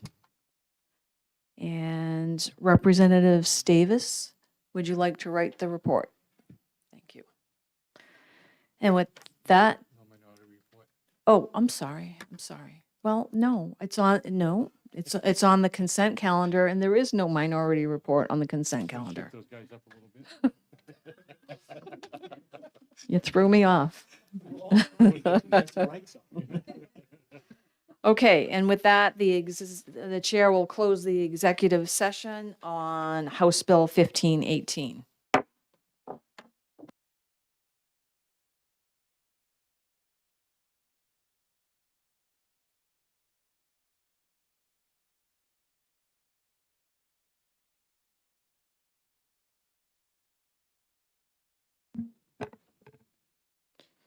The chair opens the executive session on House Bill 1205, prohibiting state and county-owned lands from participating in carbon sequestration projects. Do I have a motion? Representative Majori is recognized for a motion. Thank you, Madam Chair. I would like to move OTP on House Bill 1205, and if there's a second, be happy to speak to my motion. Second. Okay, is there a second? I think I heard Representative Murphy first, so Oh. Okay. So actually, then I heard was it Frocht? Representative Frocht, would you like to second this motion? Okay, Representative Frocht seconds the motion. Representative Majori, would you like to speak to your motion? I might defer to Representative Frocht. I don't know, but no, I will speak to my motion. Okay. So I have to admit, when I came in, I was leaning ITL on this bill because we know we have a study commission in place. We know that study commission runs through 2027, so another year and a half. And I thought it made sense to let the study commission play out.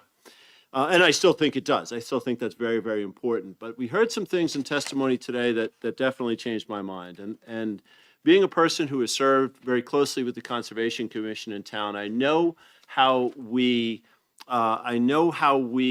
restrict conservation land, how we'll prohibit certain things and we permit certain things. And what I heard today that really changed my mind is here we're going to take county or state-owned land that has been purchased with taxpayer dollars, and we're going to put another obligation on that property without taxpayer involvement, without resident involvement or input, where there might then be a benefit or there might be a problem with that. And I hadn't really considered that, and I think that's a very, very important argument, and it certainly pushed me the other way. So for that very, very important reason that I think that kind of transparency is critically important, I can move ought to pass on this bill. Again, let the study commission play out with the private lands. But with this being public lands, I think this is a good bill. Thank you. Further comments? Representative Elward is recognized. Well, in contract law, there's something called constructive notice. And if those who invested in this years ago had not had constructive notice of this obligation, I don't even think it's lawful. That's it. Further comments? Discussion?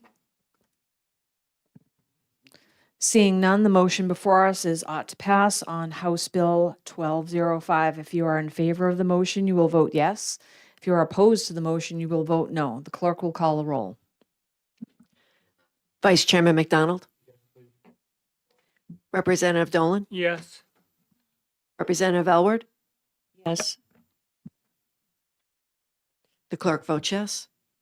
Representative Franz? Yes. Representative Murphy? Yes. Representative Walker? Yes. Representative Stavis? Yes. Representative Gilman? No. Representative Majori? Yes. Representative Frocht? Yes. Representative Germana? Yes. Representative Gerard? Yes. Madam Chair? Yes.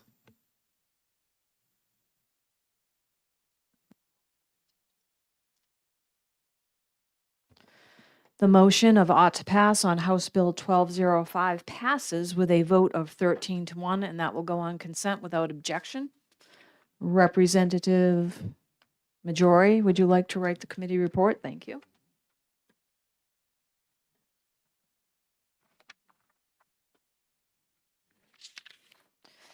And with that, the chair will close the executive session on House Bill 1205.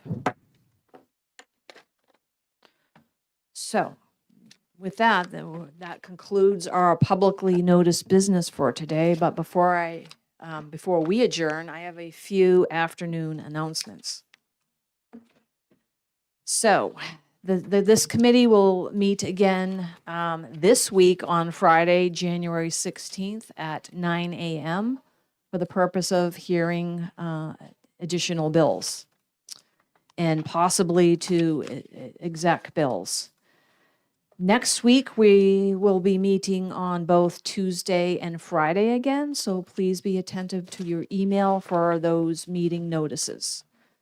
And also, as a reminder to the members writing committee reports, I would like to have those submitted to me via email no later than midnight. January